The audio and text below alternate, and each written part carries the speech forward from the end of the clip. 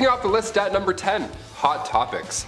Over in Finland, they're changing the game. The sauna over there is considered a national institution. It's a large part of both Finnish and Estonian cultures. These saunas are commonly found surrounding Finland's lakes, corporate headquarters, and, oh yeah, of course, the Parliament House. Saturday in Finland is traditional sauna day. It's not Saturday for the boys, it's just Saturday, and we're gonna breathe in each other's mouths for a bit. I can't even fit into a bathtub. I look like an octopus trying to escape a jar. It's not relaxing. It's not a good Saturday at all. I want to move to Finland.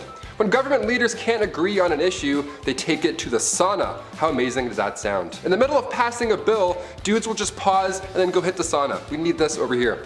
Finns describe the sauna as a secret weapon behind their diplomatic advances. Director of the Finnish Employers Confederation described the ritual, saying that it's easier to discuss problems openly. It's like when we're doing a presentation in class, they always say to imagine everybody naked. Well, this was just that scenario played out in real life. Take away the briefcase and tie, you're just a naked dude sitting on a bench talking about inflation.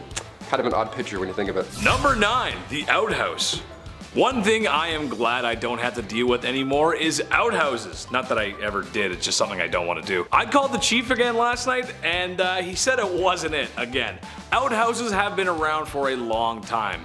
Technically just a hole in the ground where the business is done. It wasn't until later a small wood shack was built around said hole, and then it became an outhouse. Because the design of the outhouse is quite simple, there is a few design flaws that really just don't make any sense. Okay, yeah, it had to be built away from the house, as it is a pit full of refuse that exit a human being, but it's also built away from your house, so if you gotta go bad, I mean, you gotta go bad. You might not make it. This also is not so fun if you live in a place where it's cold, and you have to dress just to take a leak. But really what is the craziest thing is that after a certain time, that hole is going to fill up with an unholy godliness I wouldn't wish on my worst enemy. And now you gotta move it somewhere else. I know they wouldn't fill up that fast, but after a few years living in the same place, there'd be a few holes everywhere, and that's just not good decoration, is it? Not to mention, if you were living in the time of the expanding West, an unseen rattlesnake or scorpion could make the potty time your last. I'll just stay indoors, thanks. Number 8, there's not a Visine for that. Does anybody else sneeze when they look at the sun, or is that just me? Do I have issues? I have a handful of allergies, and one of them apparently is a star. That's neat. My eyes are literally always dry. I think I forget to blink. I'm not really sure what's going on, but today there's a Visine, luckily, for everything. Eye drops are common, but written in the oldest book of medicine, the Ebers Papyrus, chock full of ancient Egyptian medical recipes, it contained old optical treatment. Even in Egyptian artwork, you can find ancient cataract treatments. British archaeologist Austin Henry Layard found these clay tablets from ancient Babylonia around 625 BC, and treatment for dry eyes was a little different than today. Today all you have to do is and you're good. Back then, you had to get chemicals from plants and then mix them with prayers. Good game, good luck. One ancient tablet described the treatment of the time, saying, if a man's eyes are affected with dryness, he shall rub an onion and then drink a beer and then apply oil to his eyes. Just mix all that put it in your mouth, and then thou shalt disembowel a yellow frog, mixed in its gall and curd and applied to its eyes. I don't even know what the that means. Like, imagine getting that on a prescription. You're like, a yellow frog? What? Number 7. One night with Venus, 2 years with Mercury. It wasn't too long after humans discovered toe curling that, as much fun as that may be, there can be some unfortunate side effects. Knowing somebody in the biblical sense can transmit not so fun diseases, if you catch my drift. Like syphilis. Early stages being sores and uncomfortable rashes, late stages having much more serious side effects, like blindness, heart disease, and oh yeah, it can make you go crazy. So throughout history, and especially before there was antibiotics, how do you treat a disease so common amongst people participating in the devil's dance? Liquid mercury. Yep. People tried to treat a disease by consuming liquid mercury. When applied to the skin, it burned. Therefore, if it hurts, it works. It was noted that syphilis would go away after mercury treatments, but this could have just been a stage of the bedroom rodeo disease, as its symptoms disappear right before things get bad. This is also assuming that people taking mercury aren't getting sick of mercury poisoning in the first place. This practice continued way longer than it should have, as it wasn't until discoveries made in the 1900s that a better option for treating the brothel-related illness. Honestly, with this kind of logic, anything's possible. Sky's the limit when you're crazy. Number 6. The Great Stink of 1858. It's one thing living through a pandemic, but at least we're not living through something called The Great Stink. Yeah, the Great Stink of 1858. Who was responsible for this? What did you eat? What happened? Well, this was an event in central London and it lasted for a few months. In the summertime too, which is just great for great stinks. It was so hot and dry that the Thames dried up, leaving just sewage, just all that gross you can imagine. The smell was so bad, Parliament had to close for an entire day. I want to know who the first guy was to be like, you know what? Nah, I'm going home. This sucks. This sucks. Good call. In order to continue work, Parliament had to soak the curtains on the riverside of the building in lime chloride just so they wouldn't be sick. They had to soak it in chloride to be like, that's better, it's better, we think.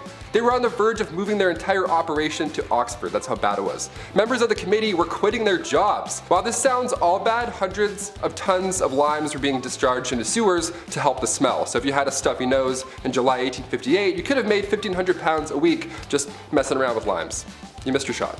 Number 5. Dark dental days. Dental health is important. We have the charcoal toothpaste trend that I myself even hopped onto recently. But why are we even doing it? Do we know? Other than it's on TikTok? Well, it helps remove stains, but aside from that, there's no hard evidence that this is the next best brushing method. We do it because it's popular. It feels like we're missing out on something. Well, Queen Elizabeth I apparently had a pretty strong desire for a Mars bar too, but back in the day, they didn't have TikTok. Brushing wasn't cool, nor was it perfected in any sense. The Queen's teeth became riddled with cavities. Her teeth straight up began to rot, and subsequently turned black. But seeing as she's the literal queen, people wanted to be just like her in any way. She started a short-lived trend where women blacken their teeth on purpose just so they would appear rich enough to afford sugar. That's wild. That's like me walking around in a neck brace being like, oh yeah, I crashed my Lamborghini. I totally have one of those. Number 4, arsenic. I think they were confusing this chemical with Accutane, which is a chemical we use today to treat acne, but for a while, arsenic wafers were used. Yes. The poison, arsenic, the thing that would kill you, yeah, that one. In the 19th century, arsenic was marketed as a safe way to effectively clear your skin. It also claimed to restore a youthful complexion that we as humans always long for. Now, it did create a very pallid complexion, but not because it was restoring the gift of life, but because it was killing off the consumer's blood cells. Yay! It also cleared acne pretty well, but it also created a dependency on the product. If the user discontinued using the wafers, then the acne would return, even worse this time. Therefore, it would create a vicious cycle of slowly poisoning oneself to death because you'd have to go back on it so you look hot. I don't know. Number 3, the tricho system. Instead of plucking your eyebrows before prom or getting waxed head to toe like we commonly do so today, back in the 1920s, you needed the tricho system to remove any unwanted hair. This device was booming in the 20s. Hair salons just had to have this machine. I'll call it machine. It was changing the game. By 1925, there were over 75 systems installed in beauty shops. And what you would do is you would sit at this large desk, face a tiny small window, and for a few minutes, you would just be beautiful. Just 20 simple treatments of this radiation beaming off your face, and then bam, you're beautiful. What's the trick, you ask? Radiation. They didn't know this yet. It was dangerous. They didn't know much at the time, but this thing was chock full of radiation. They used X-ray technology on their bare faces. That's like when you go to the dentist and they click the thing and then they run into another room. This one, they're like, just right there. No sheet, no metal, heavy thing, just face to face. Now I'm hot. So in 1929, tricho problems were on the rise. Ulcers, carcinoma, keratosis, death, just everything bad. This was not the solution you wanted, but you know what? At least you were hot. Sorry, gents, this isn't for you. Number 2, moss. Okay, I'm not the only one who has asked this question in their minds. Periods. How in the heck did we deal with them without pads, tampons, Diva cups, and Midol? I don't know. How? Well, it doesn't look good, folks. It took a lot of trial and error to get us where we are now. The first disposable pads only came onto the market in 1888. Like, what? Even earlier prototypes of menstrual cups were made out of aluminum or hard rubber. But you may be surprised to learn that moss was a common resource. Yeah, the thing you see on rocks and trees. Cloth and cotton weren't enough, so they resorted to using moss to help absorb ant flow when she came by. It could have been grabbed from anywhere. Although we know that moss isn't the most hygienic of materials, as it could be grabbed from anywhere, as I just previously stated, a rock, a tree, who knows. Physicians believed it had antiseptic properties. They even used it on the battlefield to stem the flow of blood. Menstruation at the time was considered a sign of witchcraft, even though it happened every month. Poisonous and dangerous at the time. Okay, I know desperate times call for desperate measures, but like, they reused it. They didn't throw it out after. Ugh. And finally, number 1, Roman toilets. When I go to the washroom, number 2, whatever, that's my time. I'll straight up hold it for like 3 business days until I get home. It's called a bowel movement for a reason. It's a movement, it's an event. I need isolation, quietness. These poor Romans, I mean, thank you for inventing the toilet and all, that's really great and dandy, but I feel very bad for the first group of individuals that had to use these stone benches, the early OG toilets. God, that looks so cold. Also, I guess stalls, like walls, they weren't invented until much later. Couldn't have thrown up some Bristol board, Euphelius? I don't want to be shoulder to shoulder with a guy who accidentally gulped some public spa water hours prior. And don't even worry about wiping also, because that wasn't invented until much later. You just do the old scrape, do the old stone cold scrape off the bench and then call it a day. Give this video a Roman thumbs down if you're glad for toilets. That means thumbs up. What's up? Kicking off the list at number 10, hot topics. Over in Finland, they're changing the game. The sauna over there is considered a national institution. It's a large part of both Finnish and Estonian cultures. These saunas are commonly found surrounding Finland's lakes, corporate headquarters, and, oh yeah, of course, the Parliament House. Saturday in Finland is traditional sauna day. It's not Saturday for the boys, it's just Saturday and we're gonna breathe in each other's mouths for a bit. I can't even fit into a bathtub. I look like an octopus trying to escape a jar. It's not relaxing, it's not a good Saturday at all. I wanna move to Finland. When government leaders can't agree on an issue, they take it to the sauna. How amazing does that sound? In the middle of passing a bill, dudes will just pause and then go hit the sauna. We need this over here. Finns describe the sauna as a secret weapon behind their diplomatic advances. Director of the Finnish Employers Confederation described the ritual saying that it's easier to discuss problems openly. It's like when we're doing a presentation in class, they always say to imagine everybody naked. Well, this was just that scenario played out in real life. Take away the briefcase and tie, you're just a naked dude sitting on a bench talking about inflation. Kind of an odd picture when you think of it. Number 9, the outhouse.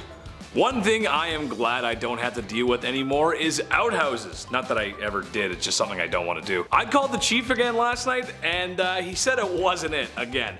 Outhouses have been around for a long time. Technically just a hole in the ground where the business is done. It wasn't until later a small wood shack was built around said hole, and then it became an outhouse. Because the design of the outhouse is quite simple, there is a few design flaws that really just don't make any sense. Okay, yeah, it had to be built away from the house, as it is a pit full of refuse that exit a human being, but it's also built away from your house, so if you gotta go bad, I mean, you gotta go bad. You might not make it. This also is not so fun if you live in a place where it's cold, and you have to dress just to take a leak. But really what is the craziest thing is that after a certain time, that hole is going to fill up with an unholy godliness I wouldn't wish on my worst enemy. And now you gotta move it somewhere else. I know they wouldn't fill up that fast, but after a few years living in the same place, there'd be a few holes everywhere, and that's just not good decoration, is it? Not to mention, if you were living in the time of the expanding West, an unseen rattlesnake or scorpion could make the potty time your last. I'll just stay indoors, thanks. Number 8, there's not a Visine for that. Does anybody else sneeze when they look at the sun, or is that just me? Do I have issues? I have a handful of allergies and one of them apparently is a star. That's neat. My eyes are literally always dry. I think I forget to blink. I'm not really sure what's going on, but today there's a Visine luckily for everything. Eye drops are common, but written in the oldest book of medicine, the Ebers Papyrus, chock full of ancient Egyptian medical recipes, it contained old optical treatment. Even in Egyptian artwork, you can find ancient cataract treatments. British archaeologist Austin Henry Layard found these clay tablets from ancient Babylonia around 625 BC, and treatment for dry eyes was a little different than today. Today all you have to do is and you're good.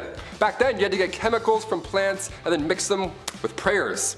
Good game, good luck. One ancient tablet described the treatment of the time saying, if a man's eyes are affected with dryness, he shall rub an onion and then drink a beer and then apply oil to his eyes. Just mix all that put it in your mouth, and then thou shalt disembowel a yellow frog mixed in its gall and curd and applied to its eyes. I don't even know what the that means. Like imagine getting that on a prescription, you're like, a yellow frog? What?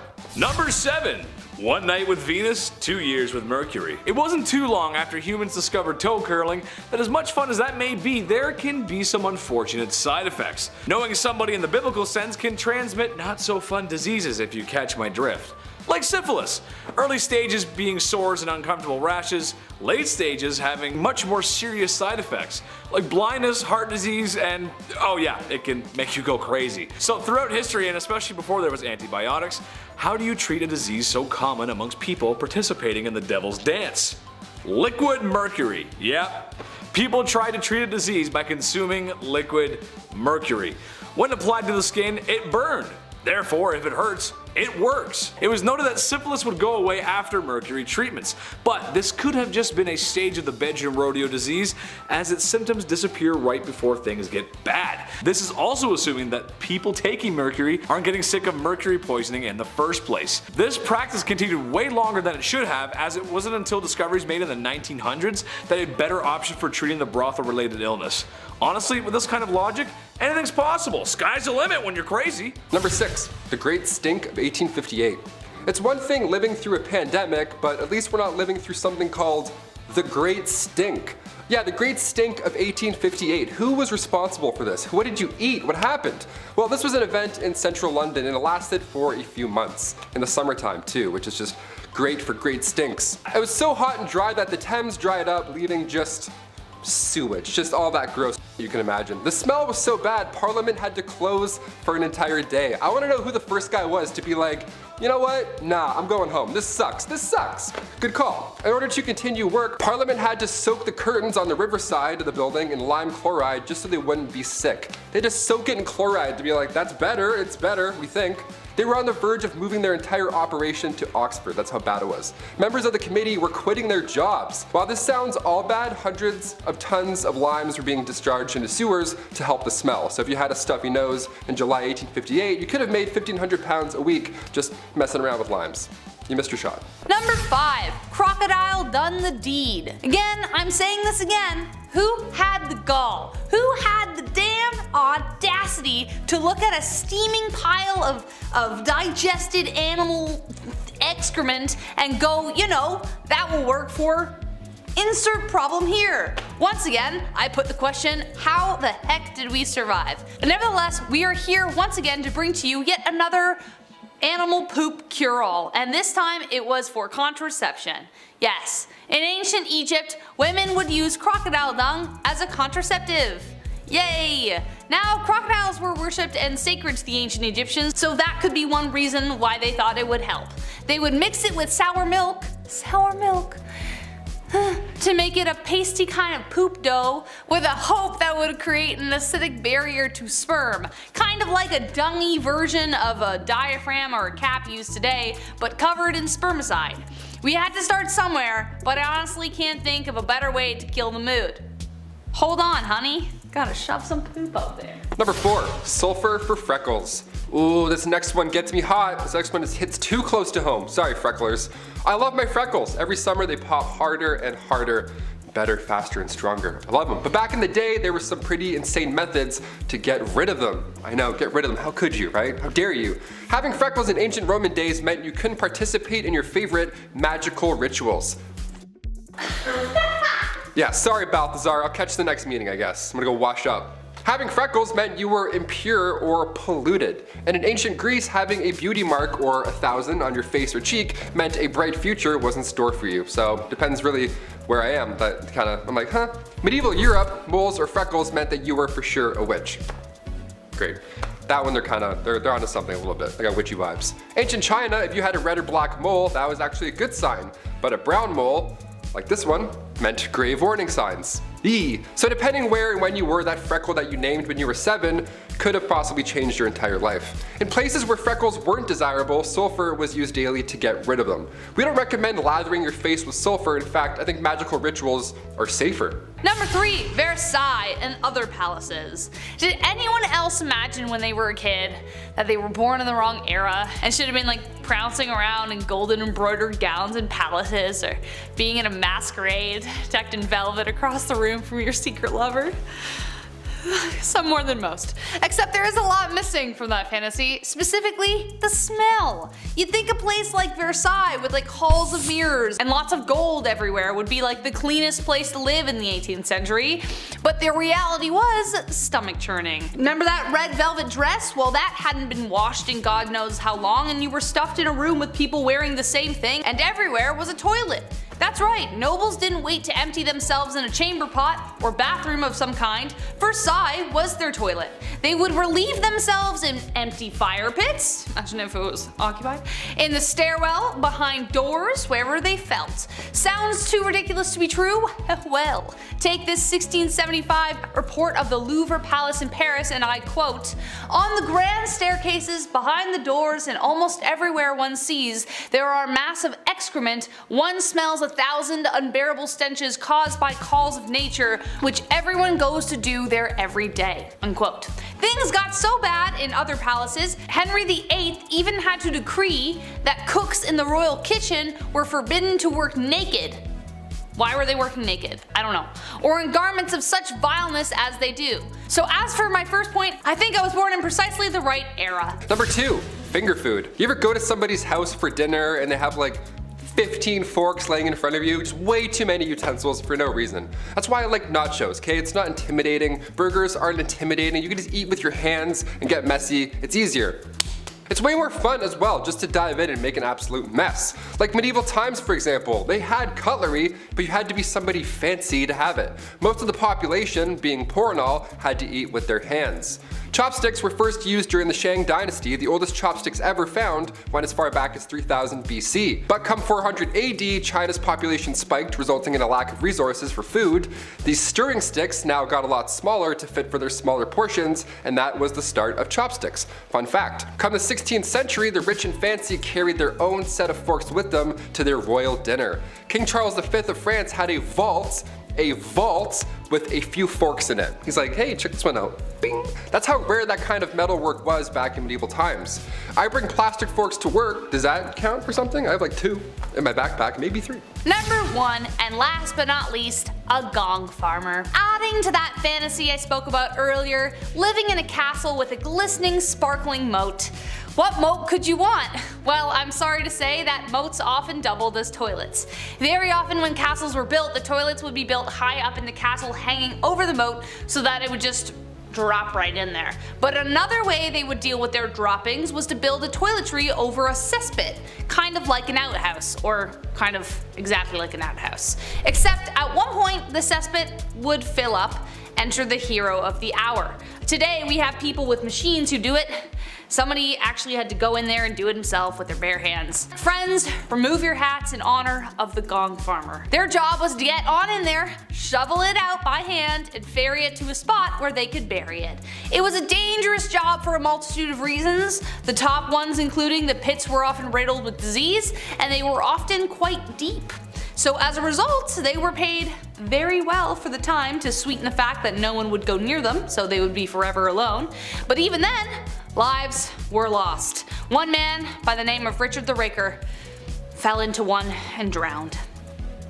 What a way to go. Kicking off the list at number 10, pig toilets. Yeah, we'll start off with a nasty one. Look, we're on the part 6 now. We're talking about some ancient hygiene practices. It's gonna get gross, it just has to at this point. I've talked about Roman toilets, horsehair dental floss, so now we gotta dive into some yucky stuff. Pig toilets began around 200 BC in China, and these pig toilets were actually pretty common.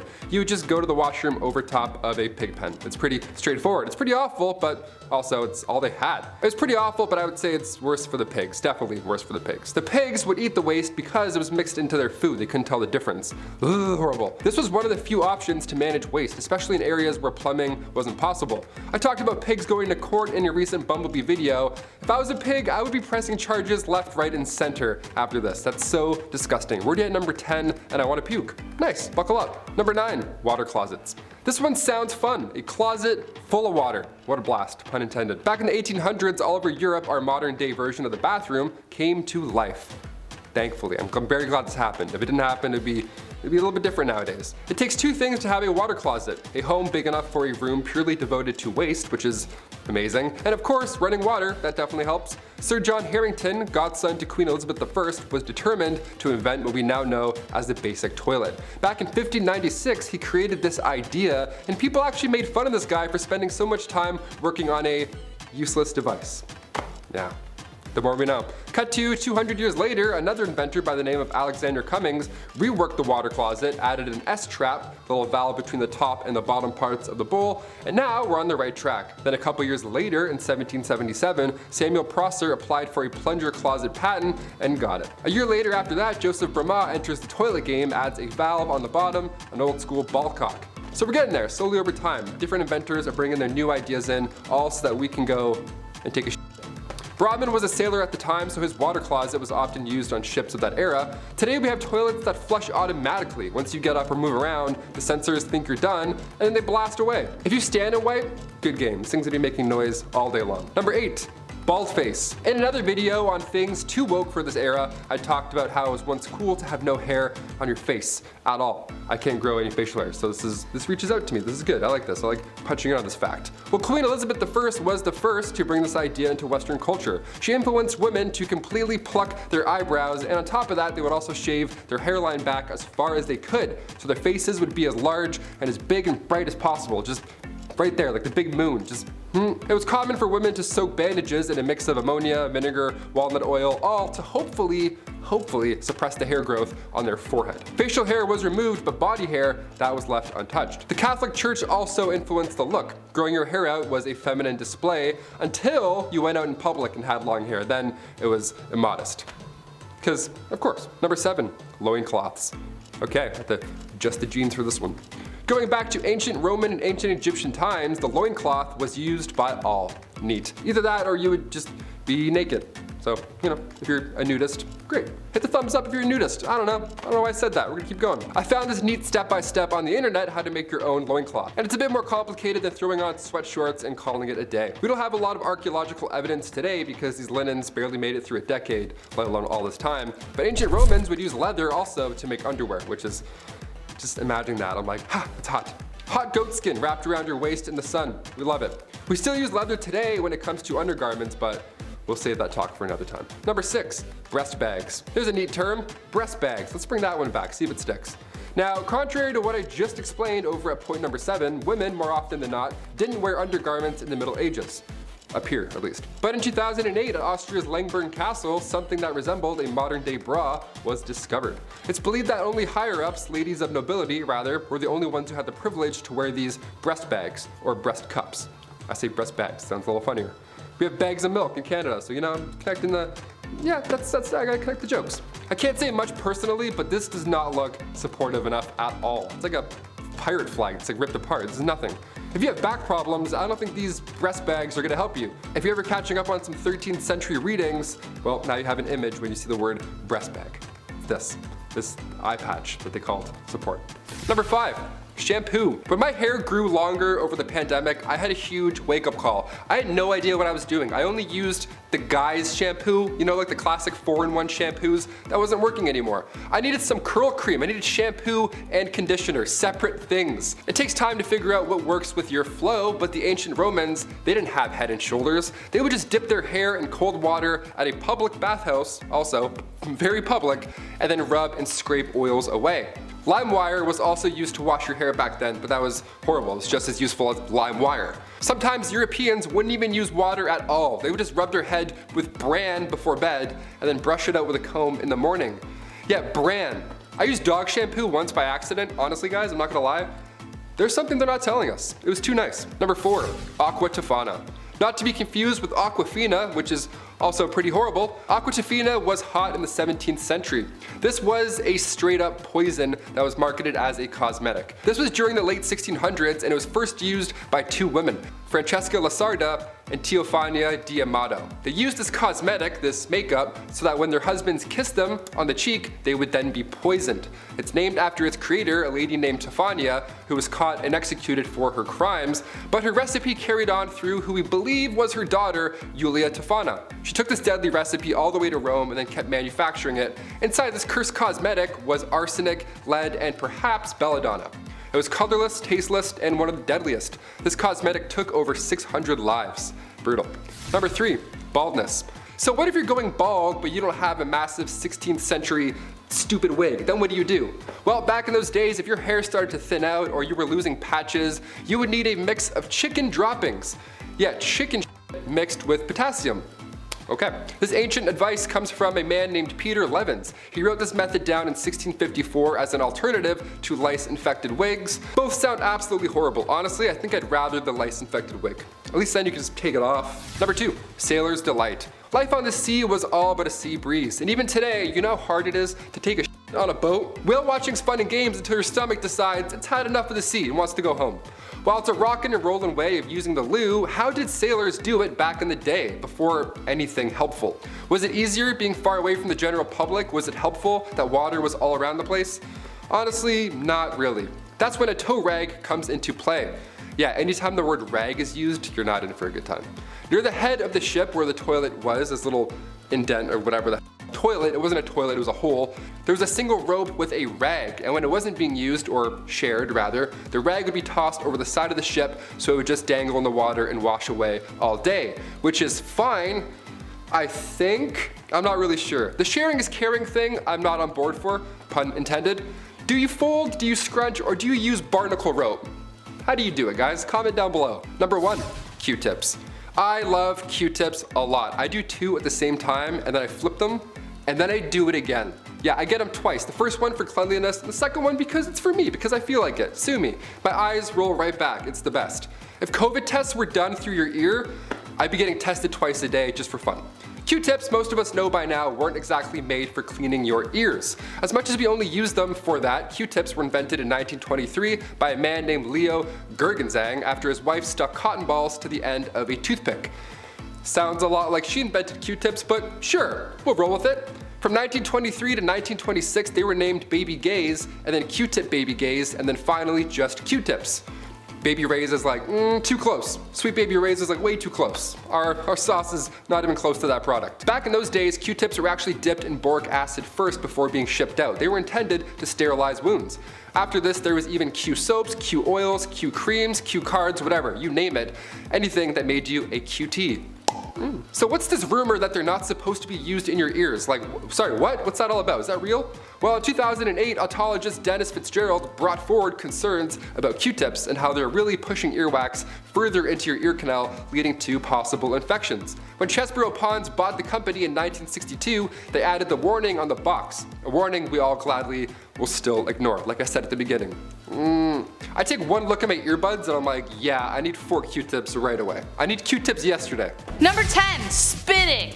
2 words, chewing tobacco. I am not the only one, I know it, who made this face while watching Western movies and some grimy guy just like spits into a bucket like poo, some like browny green slime. In saloons in the old Wild West, spitting became so common that it had to be outlawed at one point. Men would spit tobacco onto the floor with spittoons and cupsidors lined the bar. Most of the time, they missed. The job of cleaning them often fell to junior shop assistants, which was a worse job than cleaning a fast food chain bathroom. They essentially became little cesspools of disease, and people got really worried eventually because, no duh, they're spitting all their stuff everywhere. Following the devastating flu epidemic of 1918, plus the constant fear of TB, anti-spitting campaigns were undertaken and it was outlawed. Number 9, shine bright like a diamond. If somebody told you that your face was glowing back in the late 30s, that would be the highest of all compliments. You'd be like, oh my god, thank you. I am not a vampire, but thank you. Thoradia was a beauty product company that made radioactive creams, radioactive powders, radioactive lipsticks, anything to get your glam on, all for the price of radioactive products. It didn't end well. This is insane to me. They took pride in using thorium and radium lead to tone facial tissues and remove wrinkles and all that jazz. And the product was doing so well that it circulated in Italy, Portugal, Romania, Egypt, Belgium, and France. Worldwide. It wasn't until 1937 until the French government caught on to these little pesky side effects, some would call. So the radium would literally make your skin glow a bit. That was the pull. That was like the, no way, really? Debit. And alongside the glow, also you were having insane side effects that would ruin the rest of your life. Maybe that's Paul Rudd's secret. If his jaw starts to fall off, we'll know something's up perhaps. Number 8, the humors. Nope, this is not a joke. Though it sounds like it. Ever heard the phrase to be in good humor? Well, it goes back to this. I mean, probably. I actually don't know, but it sounds like the two are connected. The 4 humors were the basis of medical treatment in medieval times. The idea was introduced by Hippocrates all the way back in ancient Greece, which combined ancient science, naturalistic knowledge, and philosophy. The 4 humors were blood, yellow bile, black bile, and phlegm. They were organized to represent the 4 elements, the 4 qualities of cold, hot, moist and dry, as well as the 4 seasons and planets. If something was wrong with you, then it was because one of the humors was out of whack. If you were depressed, something was wrong with your black bile, for instance. Do I know what black bile is? No, I don't want to ever know. Are you too hot? Well, bloodletting will be the solution for that. The factors controlling your humoral makeup involved sex, age, temperament, and many more. Bloodletting was the most popular way of balancing the humors, and it was assumed to have a relationship with most diseases, from smallpox to pseudoscientific hysteria. What, you horny? Let's bloodlet ya. Number 7, public bathhouse. Okay, this next one we haven't really moved on that much. We still bathe together, we still do it in like water parks, we swim in pools of pee-pee and then go down slides and burn our back skin off. Ancient Roman, so good, you're like, why'd you have to ruin it? Ancient Roman bathhouses were the older, yuckier versions of these water parks. They also didn't have slides, so boo. They would literally spread intestinal parasites in these houses, pools, in these massive rooms with massive pools. The Romans were figuring out sewage systems at the same time, which I'll talk more about later, gladly, but they were also the first to create heated public baths. My above ground pool wasn't even heated, but the ancient Romans were. Now I'm upset. I'm gonna call my dad after this. The archaeology and anthropology department at Cambridge discovered that Romans brought lots of parasites to Europe. Fossilized feces show that these heated, relaxing, rejuvenating bathhouses nearby were all but. I don't mean to undermine the ancient Romans though, it's not what I'm doing, okay? To be fair, they also brought lice and fleas. Number 6, no hand washing. I don't know. Believe it or not, washing your hands as a doctor before doing anything was a controversial idea. Today, especially due to the last 2 years, we all have a tune we sing while washing our hands to ensure we're lathering for like full 20 seconds. We've all done it. But when doctors discovered it was their fault people were getting sick, they didn't rejoice, they got offended. The whole conversation started because of a man called Ignaz Semmelweis. He was studying the differences between 2 birthing hospitals, one run by midwives, the other by doctors and students. The mortality rate at the latter was way higher than the other. They were dying from something known as childbed fever, more closely known as sepsis. After a series of trial and error, he hypothesized that it was because the students were touching cadavers and then touching the mothers. He then made them clean every tool in their hands with chlorine solution, literally the best thing to kill germs, though he didn't know that at the time, he just assumed it would work. Well, wouldn't you know, mortality rates improved significantly, but when he tried to enforce his findings, doctors were upset they were being blamed for the deaths. He ended up getting fired over it and eventually thrown into a mental asylum near the end of his life. Considering what we know now, that's rough. Number 5, face care. So we've gathered that folks in the Middle Ages didn't bathe often. But when they did, it was just the necessities, right? They didn't have time to, Old Spice all their stuff up like they do. They didn't have time to dance in the shower and shower backwards. It wasn't a fun event. Hands and face, that's it. That's all you really need anyways. If you couldn't afford a walk-in shower back in the day, you'd have to invest in an ewer and basin. You would all have to share the same thing and take turns dipping your hands and face in all day long, just the same. Protecting your face was vital for ancient Egyptians 6,000 years ago. They would honor the gods with makeup, but at the same time, it would also protect their skin from the sun. We love that. Today we have like SPF creams. I'm like, this is nothing, this is no fun. Ancient Greeks would use oils to clean their face and they would later scrape it off. And in the 1700s, many believed in saunas and sweat cleansing. The number 1 trick to clear skin, you guessed it, milk baths. Milk is really the name of the game for this part 7, eh? Wow. Goat milk mouthwash, milk baths. I'm gonna go milk a cow after this video. Just because, feels right. Number 4, python bile. Yeah, I just said python bile. So if you're eating food right now, I'll give you a sec, hit that pause button. Not only pythons also, but numerous animals, their bile would be used to treat ailments. Ulcers of the female genital area, yeah, that's what the doc was giving you. Python bile. Have fun.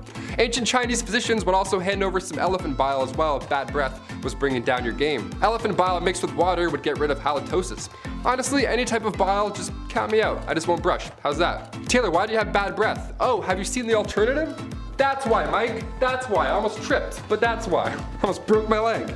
I'm upset about bile. Number 3, malaria. Perhaps one of the most bizarre ways to treat one disease definitely is by getting another. If you suffered from syphilis back in the early 1900s, there wasn't really much help you could get. That was until Austrian physician Julius Wagner Jauregg came along. He received the Nobel Prize for this discovery, and as bad as it sounds, it's honestly quite the breakthrough. Julius discovered that malaria-induced fevers were the key to treating syphilis.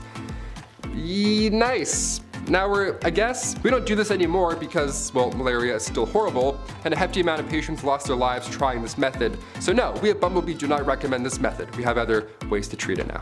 Number 2, rabies. It's a part 7. Let's talk about rabies. Might as well. This is a haunting list so far. Pre-rabies vaccine, I mean, what the hell did we do? Before 1885, that's when French scientists Louis Pasteur and Emile Roux, they developed the first rabies vaccine. We were pretty much SOL if a rabid animal were to bite you beforehand. I mean, one of the leading theories to prevent the spread of rabies was to not let your dog outside while there was a full moon. You know, that middle-aged bull where every remedy just sounds like a side quest in Skyrim, that kind of stuff. Oh, you'll need 1 egg and 2 pigeons. I'm like, what? I have strep. What are you talking about? In 16th century Europe, it was a literal joke if you had rabies. Doctors quite literally told you to ingest 40 grains of ground liverwurst and wash it down with 20 grains of pepper and a half pint of milk. That's it. That's how you cure rabies. That's how you do it, I guess. You gotta ingest that each morning for 4 days in a row. Oh, and you also need to have a cold bath every day for a month. Imagine if this really was the only solution, even today. Just cuts to us in 2022 with iPads, technological advancements, we're creating new vaccines, but in order to cure rabies, you still need to slam some milk and have a bath. It's like, yep, that's the only way. That's the only way we've done it so far. Hygiene history is insane. I'm gonna push for a part 8. Hit that thumbs up so I can keep talking about this nonsense. This is insane. I learn something horrible every day here. And finally, number 1, electricity. Electroconvulsive therapy, or ECT, has been around a lot longer than most of us think. It just didn't work back then, you know? Also, we don't call it shock therapy anymore, we're well past that. Tiny electric currents would be sent through your brain, ideally changing its chemistry, and over 1,000 people a year undergo this treatment. But back in ancient Roman times, this procedure of course was a little sketchy, just a little wee bit. They would use electric eels. Yeah, they would hang out with a bunch of electric eels to hopefully relieve a headache. Again, I'd rather just have a headache. I'm not trying to become a Spider-Man villain, okay? I'm nearsighted. Today we believe the seizure aspect is beneficial, but back then it was believed that electricity was the key here. We would drink electrified water and wonder why nothing's happening. Kicking off the list at number 10, medieval manicures. You can clip your toenails anywhere you want these days. An alarming amount of people do it on airplanes, apparently. Yuck. But how did we clip those little piggies back in the day? Before modern fingernail clippers were patented in 1875, we have to look to the ancient Romans and how they got rid of those hangnails. Biting them off, of course, that was the best way. That bad habit I'm sure half of you have, as well as me. That was the best way. Boink. Eating the nails, bad stuff. In 35 BC, biting nails was written as a way of dealing with nervousness. Even back then, anxiety it was a thing, of course. Ancient Greeks had a tool that looked a lot like toenail clippers, but it was actually used for pulling hairs. I'll get into that one a little bit later, it's a bit more intense. Medieval methods for cutting your nails were usually to use a small knife, so around the Babylonian age, the newly invented scissors would just do the trick as well. You just gotta have really good aim. They're big, rusty, giant, comedically big scissors almost. Sandpaper was also commonly used as well, and to that I say great idea. We still use that today. Number 9, hot pokers. Okay, I absolutely hate this so much. It makes me cringe, and it will probably do the same to you. No wonder people are actually afraid of going to the doctors. Their ancestors had good reason to be. It was pretty much comparable to going to a torture clinic. Yeah. Though I have to say there was some sense behind this one. If you were to receive an injury where the loss of blood could be fatal, cauterizing the wound was a good way to stop it. But it would definitely suck. They would heat up a hot poker and apply it directly to the wound without the luxury of any painkillers.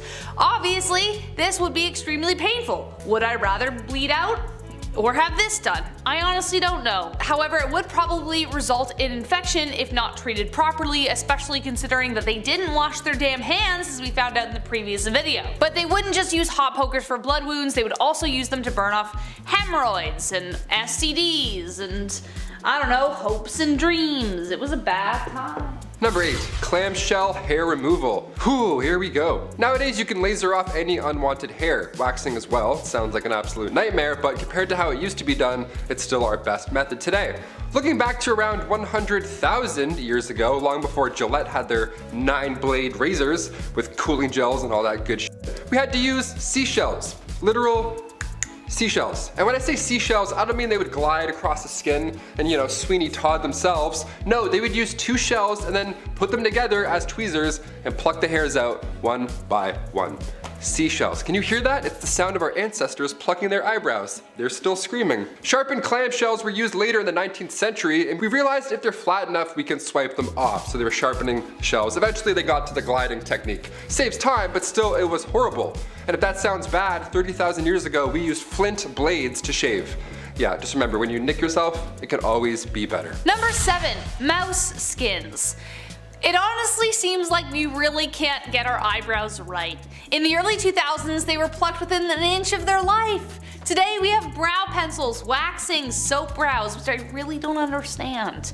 Back in Elizabethan times, they were plucked entirely off of the face to make foreheads look bigger. And now there's this trend. Eventually, bountiful eyebrows came back into fashion, and for those women who weren't blessed with such brows, resorted to mouse traps. That's right, in order to get that luscious furry frame above their eyes, they would catch mice, skin them, and apply them to their eyes. Yay! In the 17th and 18th century, more specifically, women of nobility were known for shaving off their eyebrows entirely and stick on the mouse skin. It was better if the mice had really dark fur because the popular look of the time was pale skin and black eyebrows. Gee, I wonder where Snow White came from. But even more hilariously, they would place their brows higher than normal so they walked around looking surprised all the time. Imagine one of them receiving the worst news possible while simultaneously looking like they just won the lottery.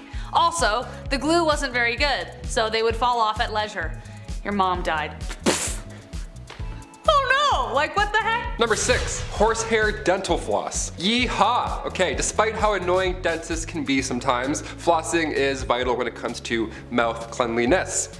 But using horses' hairs to do so, that just sounds counterproductive, no? Early human remains were studied and it showed these grooves in between their teeth. So they would sharpen these little sticks on both sides or use horsehair to get those hard to reach places. Even back then, way in ancient times. If it wasn't horsehair, it was thin, long twigs. Honestly, I'd rather use the twigs. At least that has like a scent of some sort. I don't know, like minto green, something like that. Horse back? No. It really wasn't until 1815 until a New Orleans dentist named Levi Spear started to use silk thread to floss in between the teeth instead of hair. Thank you, Levi. As fun as horsehair flossing sounds, I'm gonna stick to the spearmint. Spearmint. Levi Spear. Wait a minute. Number 5, urine deep. Turns out we used pee for a lot of things back in the day, and today we still do? Question mark?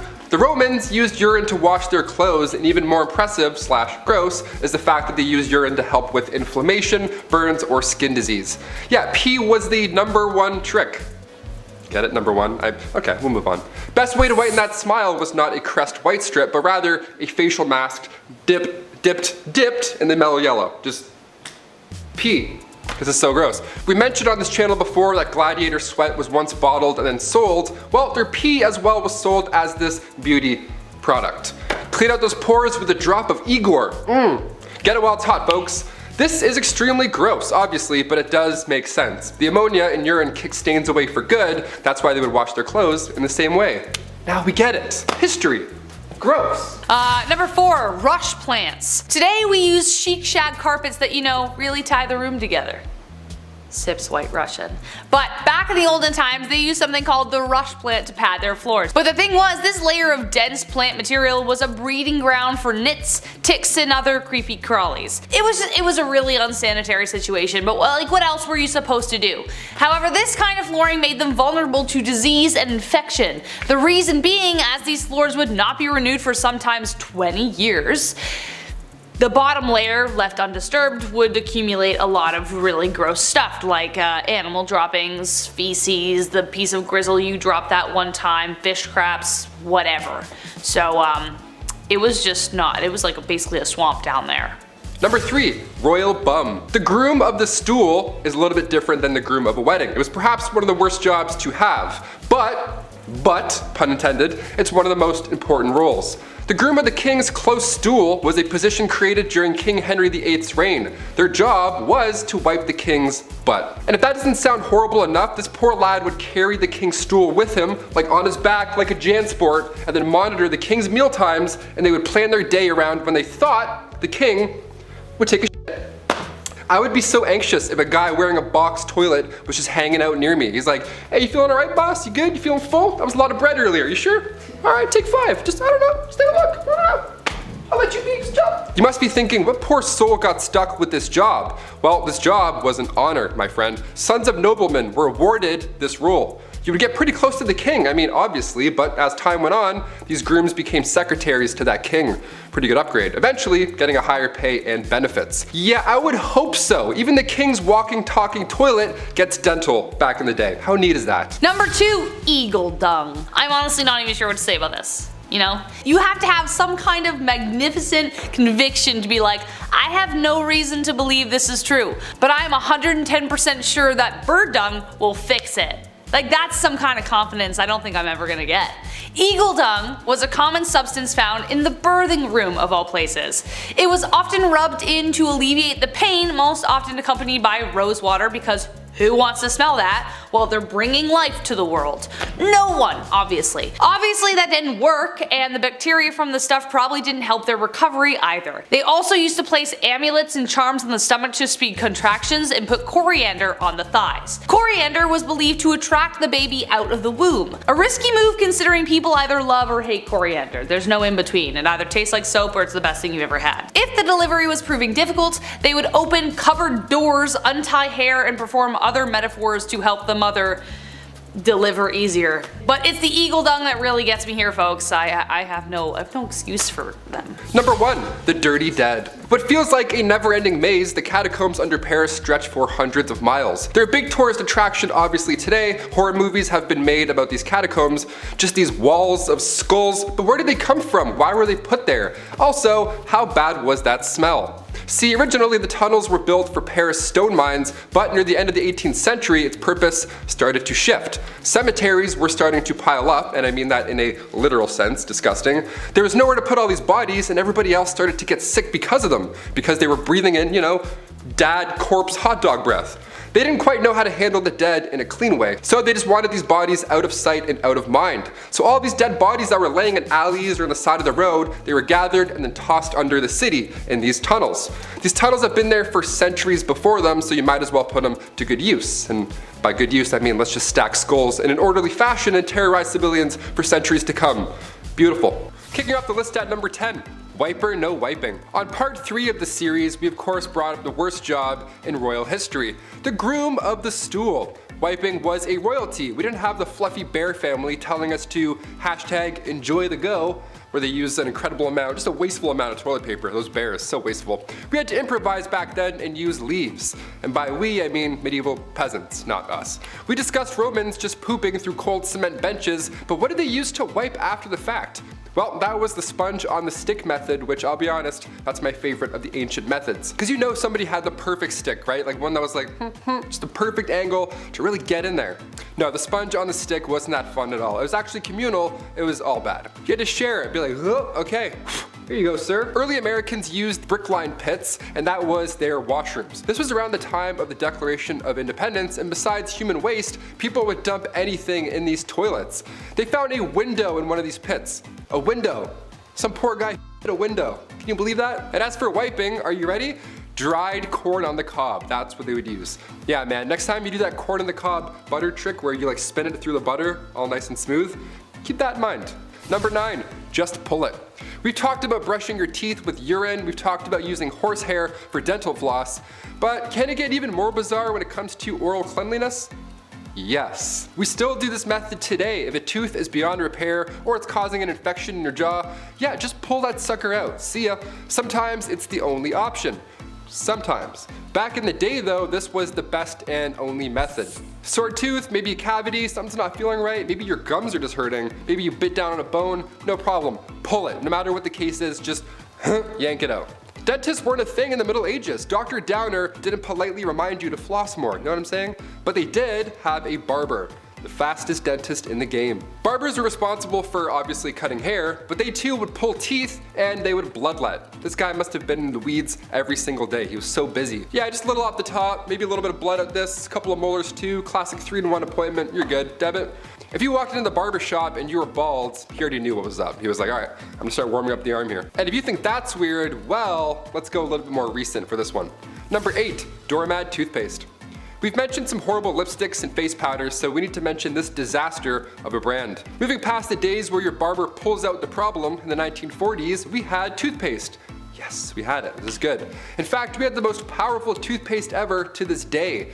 It was called Doormat. Okay, yeah, so back in the 40s, people were brushing with radiation. Even on the actual tube, it says, radioactive ingredients increase the defense of teeth and gums. Okay. These cells are loaded with new life energy. The bacteria is hindered in their destroying effect, leaving behind a pleasant, mild, refreshing taste. Ah, yummy. Its radioactivity was low in comparison, but the fact that this existed once, not too long ago, is just wild to me. Good gums don't bleed, they actually glow. What would their slogan be today? Doormat, accelerate your breath. Number 7. Shards and sharts. Oh, you thought we were done with the bum bum history. Think again. This is a part 4, and honestly, I could do 4 more parts on wiping alone. It's a pretty big deal. It's nuts. We don't realize how lucky we are. During the pandemic, for example, one of the first things people stocked up on was toilet paper. It's worrisome to not have 6 rolls on standby. You start getting anxious, right? You're like, oh, but what if I eat some lobster? I don't know. Whatever makes your tummy upset. Now you know a little bit more about me. But nobody did it like the ancient Greeks, and I mean nobody. Survey says ancient Greeks would wipe using broken pieces of ceramic. Oh my god. They would even sometimes write the names of their enemies on this piece of shard and then wipe. Isn't that wild? It's like, I'll show you by wiping with ceramic with your name on it. Gotcha. Yes, this obviously led to major health problems, and according to the British medical journals, 3 pieces was often enough. 3 is still a good number today. That's a comfortable fold, but ceramic, no, there's no way. No way. It was the better alternative, believe it or not. The other was actually sharp seashells. Number 6, deodorant. Before the Old Spice guy was even born, what did people do to smell good? What? Deodorant was first introduced to the public back in the late 1800s. It was called Mum. It was a cream that used zinc oxide, and it was stored in metal cold containers. Nothing like Speed Stick at all, not even close to being discreet.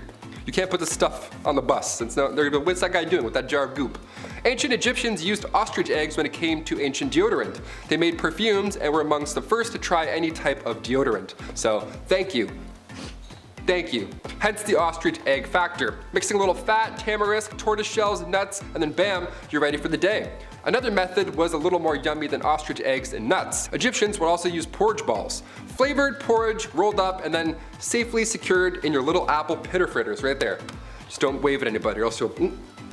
There you go. Number 5, medical shows. Today, medical shows, they're fascinating. Dr. Pimple Popper, I'll watch that all day while I eat. I don't even care. I'm disgusting like that. Dude's getting mashed potatoes squeezed out of their back, so I'm like, let's go. I love it. I'm slapping that thumbs up. It's my shit. Back in the Wild West, the 1860s, the 1890s, you know, they had what's called medicinal showmen. These are, what an absolute joke, what a con. These guys would go town to town selling elixirs and tonics, everything one needs to live a happy and comfortable Western life, but they were full of lies. None of this shit is true. These professional medicinal showmen would have pawns run ahead and plant themselves in the audience before these random demonstrations of amazing medical elixirs, right? These shows, bunch of bullshit. They would call up random audience members, that guy that ran ahead, and then use one of these elixirs and magically treat their ailment on the spot in front of the public, right? Almost as if it was a magic show. One of the most successful of these elixirs was the elixir made from John Healy and Charles Bigelow. It was a mixture of herbs, roots, and animal fat, said to treat any and all illness, but in reality, it was just an extremely strong laxative. So,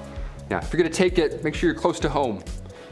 Yuck. Number 4, bad bartenders. When we think of old saloons, old West saloons with the swinging doors and stuff, a few catchphrases and a cowboy with some whiskey, all that good stuff, the bartender back then would pour a drink, the cowboy would take the bottle instead. So illegal. Sir, that's that. Please put that back. Back in the wild, wild Western days, grabbing a drink at the bar wasn't like that at all. It wasn't like anything you see in the movies. It sucked. Bartenders, they had no regulations to follow behind that dirty bar. But not only was it very high proof, but some bevies like tarantula juice would just poison you. It was literal poison. If its name didn't tip you off, it was literally made with poisonous ingredients, because that's how cowboys did it back then. But they're hairs. I don't know. Tarantula juice was made from strychnine. If you drink it, you're gonna feel like there's tarantulas crawling all over your skin.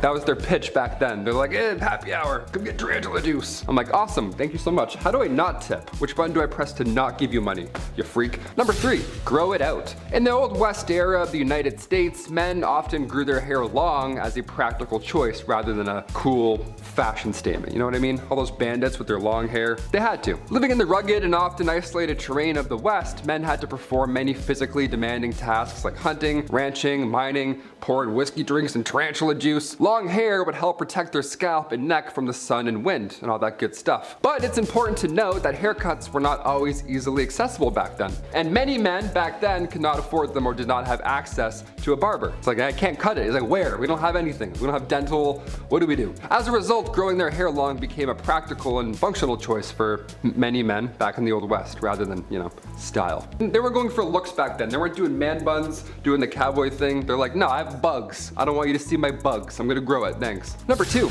outhouses. This one here stinks. In the Wild West, outhouses were sadly common as indoor plumbing was not yet available. Didn't think of that yet. So these structures were often simple and consisted of a small building, if you want to call it that, with a hole in the ground for your waste disposal, if you want to call it that. Now, due to the unsanitary conditions and lack of proper waste management and knowledge about germs and stuff, outhouses could attract a variety of insects and other pests, and it was just bad to go in there. Flies, mosquitoes, other bugs that were commonly found in and around these structures, and they could potentially transmit diseases to humans. So if you're in there, you really get your business done and then get out. You don't want to waste time. You're not checking any tweets while you're in there, that's for sure. Despite the unsanitary conditions of an outhouse, they were a necessary part of daily life in the Wild West. And people learned to tolerate the bugs and just deal with it because they're like, you know what, this is better than going on outside. Whatever's going on out there, we're good. Close that up. One time I went to a cottage when I was younger and my mom didn't tell me that they had only an outhouse. No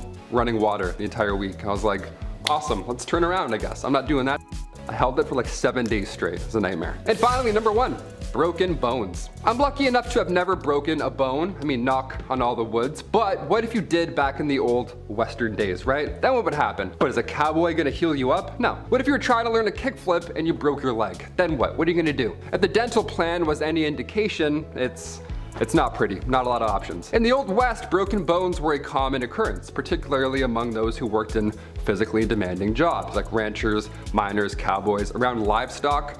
Those things kicking you randomly, something's gonna break. Treatment options were limited and often relied on first aid techniques, splinting the affected area with whatever materials were available, such as wood, cloth, or even animal hides. It sounds crazy, but back then that was really the only method for immobilizing broken bones. Pain relief, that was only provided with natural remedies, such as opium or willow bark tea, so you're gonna feel that entire healing process. It's gonna suck. More serious fractures, like ones that, go through the skin, those require the attention of a doctor or a surgeon. However, those medical professionals back then were not always available in the remote areas of the Wild West. No helicopter's gonna come in and grab you and then take you out. No, you're basically fucked more often than not. Starting with trick number 10, Queen Caroline, the clothed bather. So I'm not gonna lie, like 80% of this list is gonna be bath specific because for some reason, royals got really weird with that. When Caroline arrived in England as Princess of Wales in 1714, she amazed the court with her regular bathing habits. She liked her skin and gowns to be clean and her servants well manicured, a completely unheard of requirement in the time. What can I say? In the 17th century, bathing was controversial. There was 2 sides to the debate. One that said that bathing was healthy, and the other that argued it could damage your health, except in the most carefully prescribed circumstances. Now, her frequent bathing isn't subject of this section per se, because we don't perceive that as uncommon today. The commentary is actually going to be how Caroline would bathe with clothing on. Not like those big old elaborate ball gowns, but in like a boxy slip, yeah. Wet but fully clothed, she would have been dunked with warm water, rubbed with flannel cloths, and treated with soap solutions and cosmetic preparations like Maydew, or the milk of asses and mares, which is a lovely little segue into milk baths. Number 9. You may think I'm about to spew off some Cleopatra facts and stories, which is fair. She and the Empress Poppapea did make this treatment famous, but I'm talking about a different monarch and one funky decision she'd make after the bath. So milk baths use lactic acid, alpha hydroxy acid, to dissolve the proteins which hold together dead skin cells. Whether or not the ancients knew all that, they could tell it had a rejuvenating effect on their skin. Whenever she was suffering from a distressing malady, which which is olden terms for a woman being upset, Countess Platten Hanover bathed in milk and then generously donated the contaminated milk to the poor. Lives of Queen of England, the House of Hanover, Volume 1 by Dr. John Donnan documented one such occasion, writing, "Whenever Countess von Platten designed to appear with more ordinary brilliance than her own person, she was accustomed to indulge in an extravagant luxury of a milk bath, and it was added by the satirical or the scandalous that the milk which had just lent softness to her skin was charitably distributed amongst the poor of the district wherein she occasionally affected to play the character of Dorcas," from the Bible. Now to answer the age-old question, why toilets are called thrones, is number 8. So French King Louis was downright gnarly. If he was alive now, the dude would probably be one of those people that's part of like that no shoes movement and refuses to wear deodorant and just terrorizes Walmart with how they smell. He famously made Versailles so bad, it smells to this day. And apparently he only bathed 3 times in his entire life, which should probably be punishable by death, because I can't imagine someone who has literally never bathed not smelling offensive. Apparently he changed his clothes 3 times a day and had a new perfume made every week to help, but this gross little weasel really went the full mile. He had a toilet seat under his throne and he would use it while addressing the court. Imagine dying of boredom during the king's mandate and all of a sudden he starts making faces and pausing in sentences and clinging to the throne arms trying to force out that day's dinner. Imagine accidentally making eye contact. I think I'm done with this segment now. And talking of unpleasant sights, Isabelline Brown is number 7 on the list. Victorian ornithologists, that's a fancy name for bird science people, are some of the only fun sciencey folks out there. They like to use obscure adjectives when naming newfound species, especially those that are a predominant color. As a result, there are species whose names include such words as cerceline, which is sky blue, cinereus, which is ashy, and citrine, a light olive, for some examples. But my favorite avian hue is Isabelline. Why? Because of its off-color origins, that's why. So prepare to retch. Isabella and her husband Albert IV, Archduke of Austria, were the sovereign of the Spanish Netherlands from 1598 to 1621. British folklore goes that in 1601, a Spanish army led by Albert laid siege to Ostend on behalf of her half-brother, King Philip III of Spain. Isabella apparently was feeling very confident in her husband's ability to win, so confident she vowed not to change her underwear until the city was taken. Unfortunately for Isabella and her entourage, her husband was not a great military tactician and the siege lasted until 1604, so 3 years. And for those 3 years, Isabella supposedly wore the same grubby underwear until they developed a range of unsavory coloration. Now if you're currently retching, I'm sorry, but I'm not letting up. Isabelline as a color description was used before the siege in the year 1600, the inventory of Queen Elizabeth I's wardrobe, so if the color Isabelline predates the siege of Ostend, then the expression must come from an earlier Isabella. The French, German, Italian, and Spanish languages all have versions of the word with a similar folk etymology, except that in all cases, the reference is to the 8-month siege of Granada by Isabella I of Castile and her husband Ferdinand II of Aragon. So if any royal Isabella did give their underoos the world's worst tie-dye job, then well, it seems likely it was Isabel of Castile.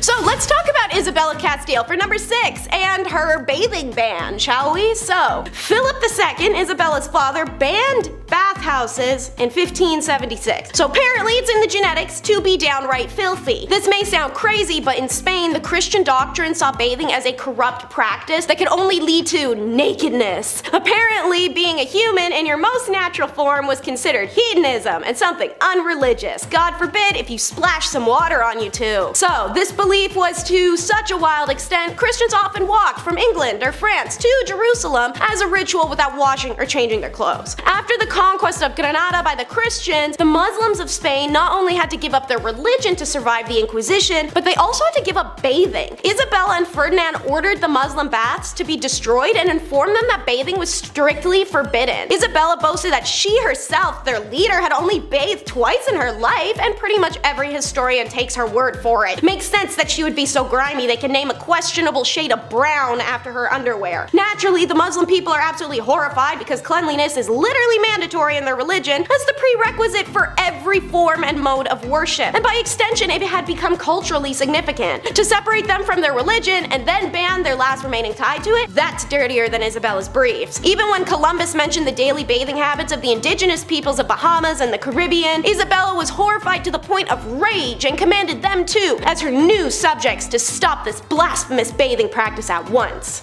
Number 5. The human flytrap. This is honestly so five-head. A brilliant play.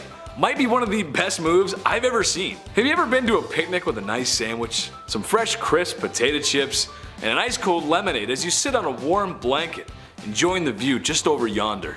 When all of a sudden you are attacked by a swarm of bugs that just ruin the vibes. And now you don't even want the sandwich. Who made this lemonade? It's so bitter. I don't even like chips. The pharaohs of ancient Egypt felt the same way, except they had a great way to deal with it. Simply take a few of my servants and slather them in honey.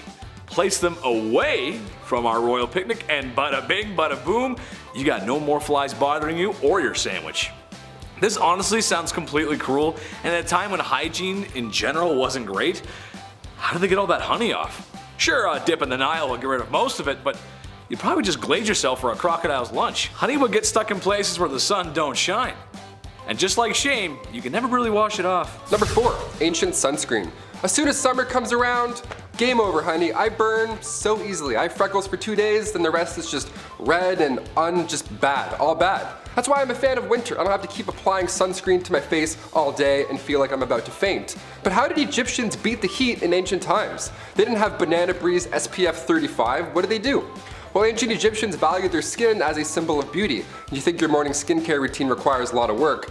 Yeah, buckle up. Their routine was written on a tomb wall and also scrolls.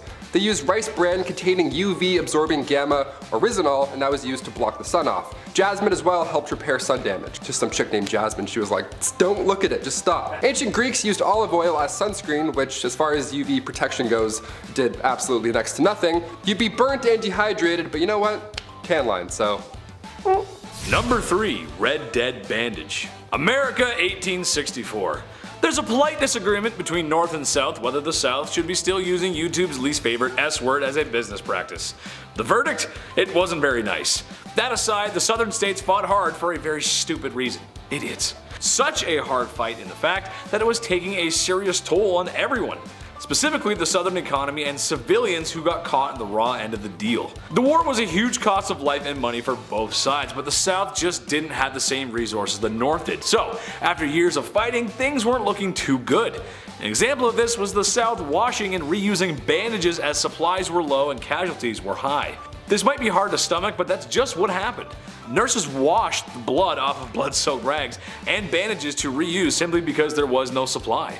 I don't have to be a doctor to tell you that reusing bandages in a time before antibiotics is a bad idea.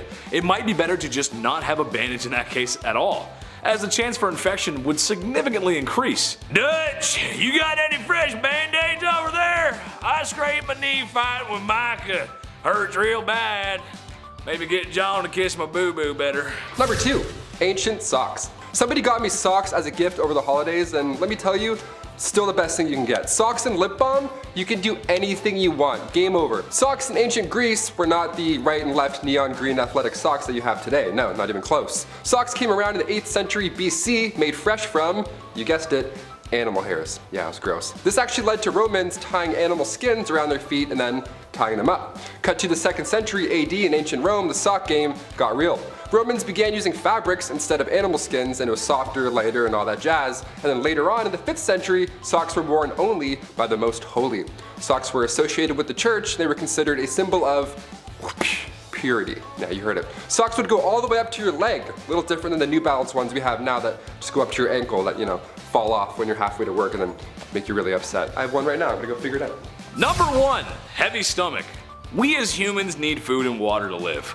Water honestly being number 1. I mean, I could eat a little bit more, but water's more important. But it is what it is sometimes. People in the past had no choice but to build water pipes out of lead. Sure, maybe it wasn't common knowledge that the lead was toxic, but a lot of people did know. So that's why all the cities that sparked up during the Industrial Revolution were built with such. Lead as a material did make sense as it was cheap and easy to use, so that simply outweighed the health risk of lead poisoning. Lead was a common material in other products as well. But when your drinking water is supposed to be fresh, maybe it's time to spend a little more so we don't end up, spending a lot more on healthcare for lead poisoning. After years of being underground, the pipes corrode and leak toxins into the water stream. It's why in older cities, a lot of time and money is spent today replacing old pipe infrastructure. To me, it's a classic case of, let somebody else deal with it, I'm sure it's fine. Well, I'm off to go work in a completely safe asbestos factory. I'm sure there's nothing wrong or bad in there. Number 10, the switchblade comb. A. Leather jackets, smacking jukeboxes, and a switchblade knife. Nobody was cooler than the Fonz on Happy Days. Well, maybe your uncle. Everybody has a cool uncle. But something I just think is silly, or something a lot of men probably use today, or at least the super cool guys who have no idea what or who the Fonz is, the switchblade comb. Basically, it's the same thing as a switchblade, but instead of a small blade, you got something to comb your hair with. Because when you're a man, you have to look fresh and tough at the same time. Trust me, ladies, it's how we operate. Gotta look tough, gotta look mean, and kick the jukebox. Hey. Number 9, the ball jacuzzi. I don't know about you guys, but there is nothing better than a nice hot tub. I'd like to say I spend a lot of time in hot tubs with cute girls. However, due to my financial situation, most of the hot tubbing that I've done has been at public pools where I shared a hot tub with older Italian and Greek men who I swear were still wearing sweaters. But that was just their hair. Speaking of hair and saggy skin, meet the Teskuzzi, a tiny hot tub for the piscadille and 2 matzo balls. Hey, I understand, your undercarriage has to stay clean, and honestly, I would love one. Chris and I were talking about we want one. We might even share one, who knows? Number 8, the all-in-one. Alright men, this one goes out to us, the manly men, the dads, the sons, the brothers. The men who work all day and night and still have time for their family. I appreciate you and I see you, brother. Want to know why we have so much time, ladies? Well, that's because we've cut back on time in the shower with a very 5-head invention. We call it body wash, or face wash, or shampoo, because we use it for everything. 3-in-1, yes, that's right. If we buy a body wash product, that means it will be used all over our bodies. No time for L'Oreal Pantene or that purple shampoo with the kangaroo. We speedrun shower so we can get back into doing the things that you ladies love. Like not putting the toilet seat down. Number 7, king of the porcelain throne. Kings, I hear you. Life can be busy and the shower speed run is not the only product that we've invented. Here's another shout out to all my kings who take extra time while sitting upon the porcelain throne. I salute you. Yes, that's right. Besides doing the hygienic process of evacuating one's bowels, we take a mental health break in the bathroom. A time to check in, relax, take inventory, and take a breath of some not so fresh air, especially if you ate Taco Bell the night before. Is it strange to sit there in that situation? Perhaps, but like any other guru, we need a space to feel our spirituality. Would Yoda be Yoda if he didn't meditate? Sit on the toilet, I will. Number 6, the beard apron. This is just so smart and I'm seriously considering buying one because this is the bane of my existence. Sometimes the lumberjack look is too much for me and the closer I get to looking like Chris Farley, the better. I think I have a great motivational speaker impression. Maybe I'll show you guys one day. We'll see. I don't know. However, when shaving my beard, I have nowhere to go and it's too cold in the winter to do it outside, so that's why this is so smart. Basically, it's an apron that you post up like a hammock. So when you're shaving down those chiseled cheekbones of yours, all the little hairs fall into the apron. That way your GF can't yell at you because there's no mess to be made. Necessity truly is the mother of all invention. Number 5, the human fly trap. This is honestly so 5-head. A brilliant play. Might be one of the best moves I've ever seen. Have you ever been to a picnic with a nice sandwich, some fresh crisp potato chips, and an ice cold lemonade as you sit on a warm blanket, enjoying the view just over yonder?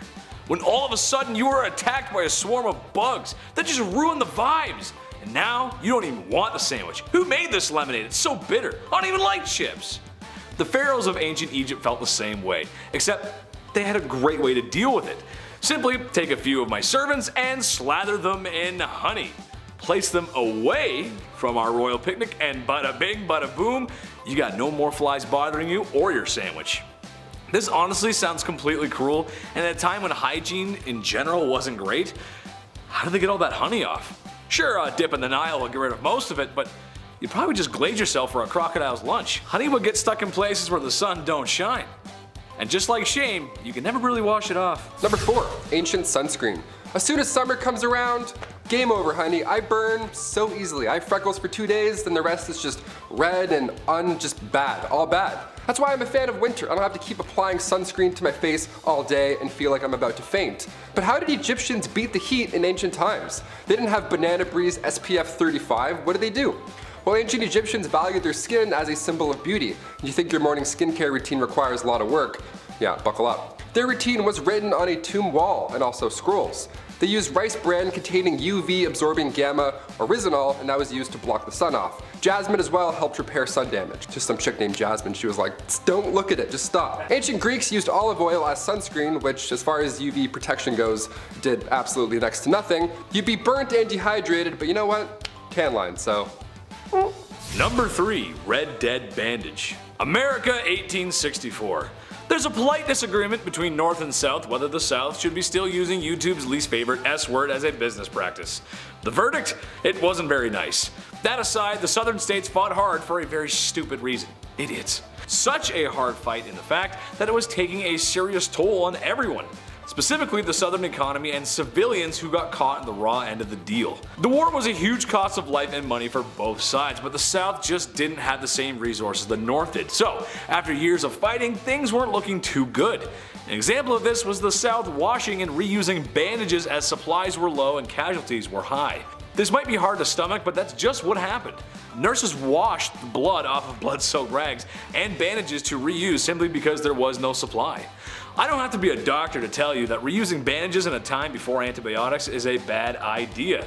It might be better to just not have a bandage in that case at all, as the chance for infection would significantly increase. Dutch, you got any fresh band-aids over there? I scraped my knee fighting with Micah. Hurts real bad. Maybe get John to kiss my boo-boo better. Number 2, ancient socks. Somebody got me socks as a gift over the holidays, and let me tell you, still the best thing you can get. Socks and lip balm, you can do anything you want. Game over. Socks in ancient Greece were not the right and left neon green athletic socks that you have today. No, not even close. Socks came around in the 8th century BC, made fresh from, you guessed it, animal hairs. Yeah, it was gross. This actually led to Romans tying animal skins around their feet and then tying them up. Cut to the 2nd century AD in ancient Rome, the sock game got real. Romans began using fabrics instead of animal skins, and it was softer, lighter, and all that jazz. And then later on in the 5th century, socks were worn only by the most holy. Socks were associated with the church, they were considered a symbol of purity. Yeah, you heard it. Socks would go all the way up to your leg, a little different than the New Balance ones we have now that just go up to your ankle that, you know, fall off when you're halfway to work and then make you really upset. I have one right now, I'm gonna go figure it out. Number 1, heavy stomach. We as humans need food and water to live. Water honestly being number 1. I mean, I could eat a little bit more, but water's more important. But it is what it is sometimes. People in the past had no choice but to build water pipes out of lead. Sure, maybe it wasn't common knowledge that the lead was toxic, but a lot of people did know. So that's why all the cities that sparked up during the Industrial Revolution were built with such. Lead as a material did make sense as it was cheap and easy to use, so that simply outweighed the health risk of lead poisoning. Lead was a common material in other products as well. But when your drinking water is supposed to be fresh, maybe it's time to spend a little more so we don't end up, spending a lot more on healthcare for lead poisoning. After years of being underground, the pipes corrode and leak toxins into the water stream. It's why in older cities, a lot of time and money is spent today replacing old pipe infrastructure. To me, it's a classic case of, let somebody else deal with it, I'm sure it's fine. Well, I'm off to go work in a completely safe asbestos factory. I'm sure there's nothing wrong or bad in there. Number 10, the forbidden toothpaste. If I looked into your bathroom right now, what would I see? Oh, you forgot to flush the toilet. If it's yellow, let it mellow. If it's brown, flush it down. Seems you've forgotten your own golden rule there. What I was actually looking at was for a flavor of toothpaste that you had. Classic mint, maybe you got cinnamon. Maybe you go for the whole bamboo toothbrush charcoal toothpaste vibe. Hey, I respect it. Good on you for making better choices. But bad on the Aztecs for making gross choices. Ever look at some forbidden lemonade and think, hey, add some salt to this, and now we got ourselves a bona fide toothpaste? Of course you didn't, because you ain't a crazy person. Or at least I hope you're not.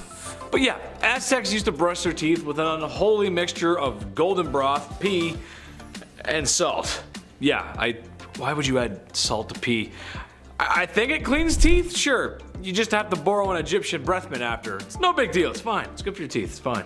Number 9, high stakes. Any good game of a sport will have you at the edge of your seat and dropping all cheese-flavored snacks around you, just so you can keep your eyes glued to the screen. The Aztecs did not have access to such finger-licking good things like Doritos, but what they did have was a sport that was very high stakes. Maybe too high, actually. As if you didn't win, it could very well cost you your life. A game called, here we go, Chris is gonna like me pronouncing this, called Omalazitli, With its 9-pound rubber ball and eye-shaped court, players had to pass the ball through a small stone ring. This game was taken very seriously, like ritual serious, and you didn't want to be on the losing side, as it may cost you your head. Yes, even sports events in modern times have gotten violent, sure. But if we started lopping off heads for our losses, well, Tom Brady would have a lot more blood on his hands, wouldn't he? Number 8, hot chocolate. As a Canadian, I cannot tell you how important the medicinal qualities that are a hot chocolate on a wet, cold winter's day. You've been slipping and sliding down a snow hill for hours, and your snow pants are soaking wet. Partially from the snow and also because your dad made you go down the super scary hill and it was too much for you. Don't tell mom. Hot chocolate was important for the Aztecs too, more so just chocolate actually. It was used for a number of things. First off, after the beans have been roasted, they smell amazing, so it most likely went into some perfumes and other lovely smelling things that they used. It was also used as currency, strangely enough, and it was also used as a ritual drink, except they didn't exactly have sugar, so they used other things, other ingredients like peppers and other unusual flavor enhancers for chocolate. Pepper, I never understood that. People are like, it's hot, like Mexican hot chocolate, it's pepper and chocolate. It's a weird spicy chocolate. Not a fan. Not a fan. Number 7, corn goddess. I like corn just as much as the next guy. Roasted, boiled, and on the cob. Slap some salted butter on that bad boy, whew, it's time to dig in. Make sure you got the corn on the cob holders though. The little metal thingies that you'll probably end up stabbing yourself with later, that's just how it goes. Besides backyard summer barbecues, corn was an important staple of the Aztecs. So important that they had a festival to honor the corn goddess. Which to me is kind of a lame thing to be a god of, but alright, let's run with it. The Zilonan festival had the women let their hair loose and green corn placed in it to honor the god, the corn god. A forced female volunteer was dressed as the goddess, and after many days of what I'm assuming is eating and worshipping corn, the forced volunteer was sacrificed by the people to once again honor the corn god.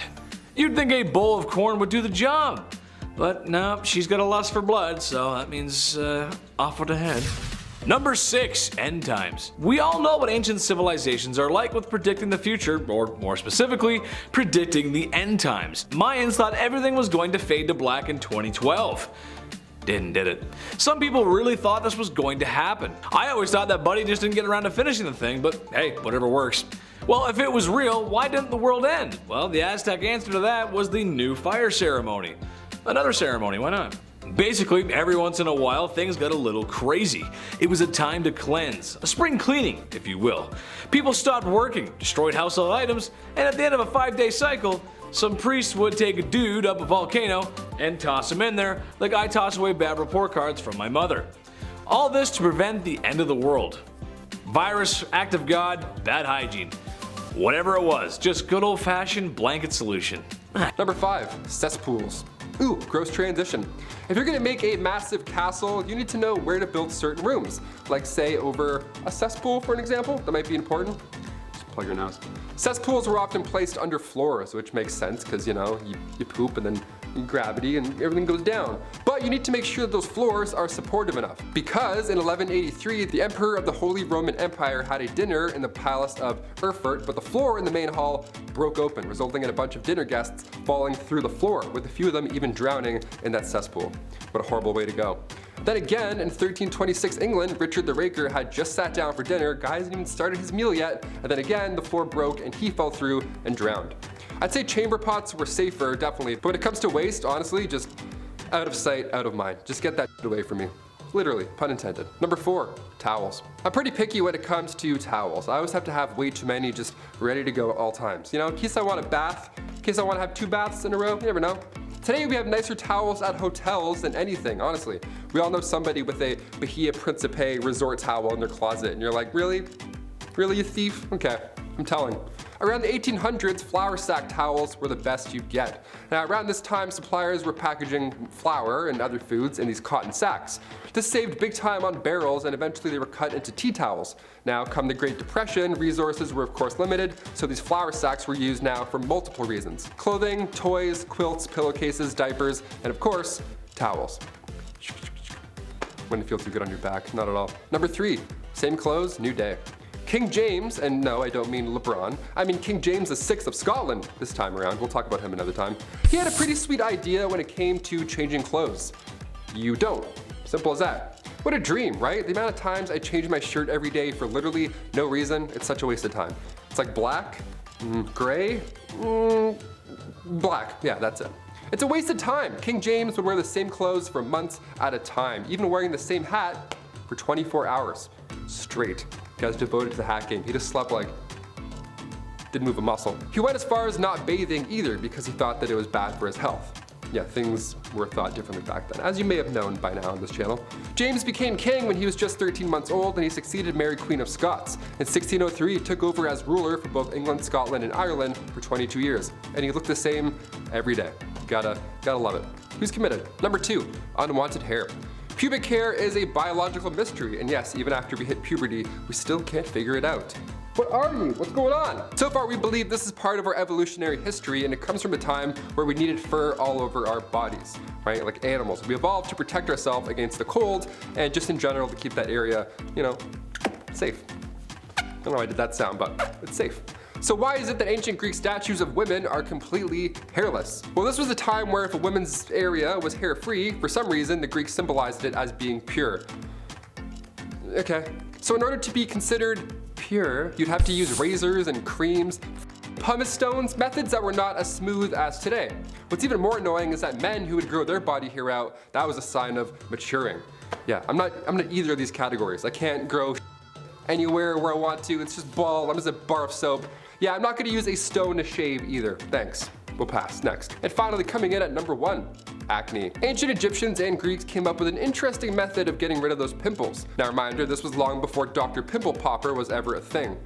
You ever click one of those videos and you're watching for like 40 minutes? You're like, I'm gonna be sick. Is that yogurt? What is that? Physicians back then discussed these elevated spots with black tops that can plague your skin for 4 to 5 years. But by squeezing these mysterious spots, you force out the maggot inside. Yeah, blackheads were called maggots back then, so that's pretty horrible. That's gonna be in my head forever. They would refer to severe cases as maggots that lie in bed of roses, AKA your face. That's the bed of roses. If a physician told me I had maggots in my face, I'd faint. Teeth worms and maggots, like just brush your teeth and wash your face and then avoid all that smoke. These disorders were thought to be human skin taking on the properties of animals, so that's pretty wild. So ancient Greeks and Egyptians would use honey, vinegar, turpentine, and emulsion of bitter almonds to solve that problem. Or what I just do is I just squeeze really hard, yell one curse word, and then wipe the mirror. That's usually how I do it. Number 10, snake eyes. Well, not exactly snake eyes, but after extended use of belladonna drops in the eyes, you would probably wish that a snake bit you in the eyes. Belladonna is poisonous. It's a no calzone, red flag. But yet it was still used by Egyptian royalty. Basically, the drops of poison would dilate your pupils, and that would be considered to be beautiful. For some reason, I guess, okay. Extended use of the drops had terrible side effects for the user, blindness being one of them. You gotta remember, folks in this time have no social security, and the best doctors can do for you is tell you to go take a bath in crocodile dung. And to pray to the gods for more, I guess. Sure, okay. So to avoid that tragedy, go for the natural look and avoid the eye drops. You'll thank me later. Number 9, more eye stuff. Thought I was done with the eye stuff? Well, guess again, amigo. I ain't done yet. I've got lots more to say about that. Okay, maybe a little. Eyeshadow and eye color. Some ladies today would say no special outfit is complete without it, and honestly, I have to agree, ladies. Sometimes y'all do some stuff with your eyes that makes me say, damn, you look good. Damn, you look good. However, some ladies might be cautious to slap some color on their face if they knew the origins of the product. As for the royalty of Egypt, eye makeup was in. Seemed to be a trend. However, they weren't so cautious of where their makeup got its origins. Egyptian eye glitter had 2 key ingredients: applicable powder and bugs. Yeah. You know the super colorful ones that are like really big and you wouldn't want to be around? Yeah, those, beetles, scarabs, and pretty much anything you could find. They would then crush them into a heavenly pulp and smear it all over their royal faces. I have issues with spiders and wasps as it is. I have no interest in wearing them whatsoever. I actually hate wasps. That's just, even just crushing up a bunch of, and just, oh, this is good. Oh, I love this. This is the best. Yeah, no, don't do that. Number 8, sweet traps. When you're royalty of one of the most successful empires and civilizations in human history, it means you ain't gonna lift a finger. Less than any other celebrities do today, probably. So what to do with all that extra time in your hands instead of living like everyone else? Well, how about a picnic? That sounds nice, actually. Sounds great, right? Except when we bring out all of our favorite treats, the flies and bugs bother us, and we can't look beautiful if we're covered in bugs head to toe. How did the Egyptians fix this, you ask? Well, it's simple. Don't let the bugs bite you in the first place. Basically, you get one of your forced volunteers, maybe a couple actually, and you slather the poor devils in honey, till they look like your favorite pastry from Tim Hortons. Place said glazed serving away from the picnic, and now you can enjoy it in sunshine and peace. The screaming of being eaten alive by bugs might dampen the mood, so just wear earplugs, it's fine. You stay over there and just get eaten, it's fine, no problem. No problem. Number 7, unhooded Sith. Circumcision is important in a lot of cultures of yesterday and today. Now at this channel, my job is to come out here every week and make you laugh. So to the men out there who still have their Jedi robes, imagine every day of your life you got sand in places that sand shouldn't be. Anakin Skywalker's worst nightmare, and honestly explains why he hates sand so much. But perhaps one of the reasons Egyptians used this hygiene service was to stop sand getting in their wiener's one-eyed bandit. There's no showers, nothing to really get it out once it's in there. That's no good. I guess you could take a dip in the Nile River, but there's too many crocodiles in there, and who has the time to jump in the Nile River when they're busy being forced to build large structures that will stand the test of time? So you better line up, fellas, or be cursed to feel like Anakin Skywalker for the rest of your life. The prequel one too, not the cool animated one, the one that whines a lot. That one. You don't want to be that one. Number 6, nice dentist. Turns out not all Egyptian dentistry is completely awful. It turns out they may have come up with the first toothbrush. Other civilizations had examples of one too, so it's hard to tell exactly, but the Egyptians had one. But one thing they did have over everyone else were Tic Tacs, or breath mints actually. Honestly, this makes a lot of sense. Imagine it was Valentine's Day, you just walked past a large pyramid. There's sand in places on your body where sand just shouldn't be. When you notice the smell of your breath, and it's something awful. But not to worry, because you purchased breath mints from the market. Yes, that's right. Now smooching with your Egyptian sweetheart can go on without a hitch. The mints were made from nice smelling herbs and mints, sometimes roasted over a fire to form little candies. An ancient Egyptian solution to an ancient Egyptian problem. Kinda like that one actually, kinda nice. Could put a mint in, it's kinda nice. Yeah, so number 5 is the highly debated blood baths. Oh, you thought Kim Kardashian invented the vampire facial? Girl, please. The culture vulture ain't got nothing on this. So, enter Elizabeth Bathory, who was either genuinely a menacing sociopathic killer or a pawn incriminated by family. If she was the first one, then you could definitely count her fave beauty hack as uncommon. So, Bathory is often proclaimed as the most prolific female killer of all time, accused of more than 600 plus young women's deaths inside her lavish castle. According to legend, she believed bathing in virginal blood would grant her eternal youth. And according to witnesses, if you want to believe a bunch of biased people after her money, Bathory's crimes took place between 1590 and 1610, with the most vicious happening after her husband's death in 1604. And it would take the blood of 3 maidens to fill Bathory's clawfoot porcelain tub. She would also use the blood as lip tint and rouge, and Bathory's alleged crimes have inspired films, plays, operas, television shows, and even video games. And you may be wondering, what is that exotic scent? Well, it's number 4, dead cat musk. Henry VIII had some fun and fabulous hygiene habits. He invented groom of the stool, didn't bathe often, and when he did, it was in an olden age version of a wooden jacuzzi tub, and he always had someone else wash his undercarriage. Sometimes while taking these baths to ease the pain in his sore leg, Henry soaked a mixture of herbs, musk, and civet. What is civet? Well, the segment's name should probably imply it's a dead cat. It's a fancy kind of dead cat to be particular because it's small, wild, and carnivorous with a super distinct smell. I am not sure what cat musk smells like, but if it's anything like the smell of their spray, I am more than okay with not knowing. Like many people of his day, Henry also went to bed in a piece of fur so that fleas and lice would jump on it and not his royal skin. Which begs the question, wouldn't the fleas be confused if you smelled like a dead cat? Banned from drinking it but love to bathe in it. Number 3 is Mary Queen of Wine. Get it? Because she's usually called Mary Queen of Scots, and Scots sounds like Scotch. Went too far with it. That's okay. Anyways, so apparently Mary Queen of Scots wouldn't bathe in mere water but in sweet white wine, as she believed it to be good for her complexion. She wouldn't touch a drop of the drink, being staunchly religious, but she still kept wine stores just to have poured in her bathtub, believing it to make her look pale and beautiful. Also, Mary equipped this as a form of pain relief. With venotherapy, including wine massages, facials, and baths remaining popular today, this shouldn't actually come as a surprise, especially because wine baths can be traced back to the times of Greece and Rome. There's even a very famous 16th century recipe called affar balafacia, which translates to make a beautiful face. And it has a recipe to create a cosmic brew by boiling rosemary flowers with white wine. Quite a few people have tried it, as you can find the recipe online, and one tester group was called the Beautiful Chemistry Project, which studies its effects on skin quality and discovered that the process released essential oils and chemicals with antibacterial, moisture-binding, collagen growth stimulating, anti-inflammatory, antioxidant, brightening, and soothing effects. Number 2 is the stuff of nightmare. It's the permed wig. This really came as a shocker and is quite weird. So, when King Charles II had intercourse with ladies, he would collect some of their down there hair, and then he would stitch it into a wig, which he donated to a club for rich nobles, I don't know, to like look at it, and then it was stolen from that club, where someone starts another club where people came just to kiss the wig thing. Anyway, so King George IV was so inspired by this, he started doing the same. But unfortunately, he failed to complete his down there hair wig because he died before he finished collecting enough hair.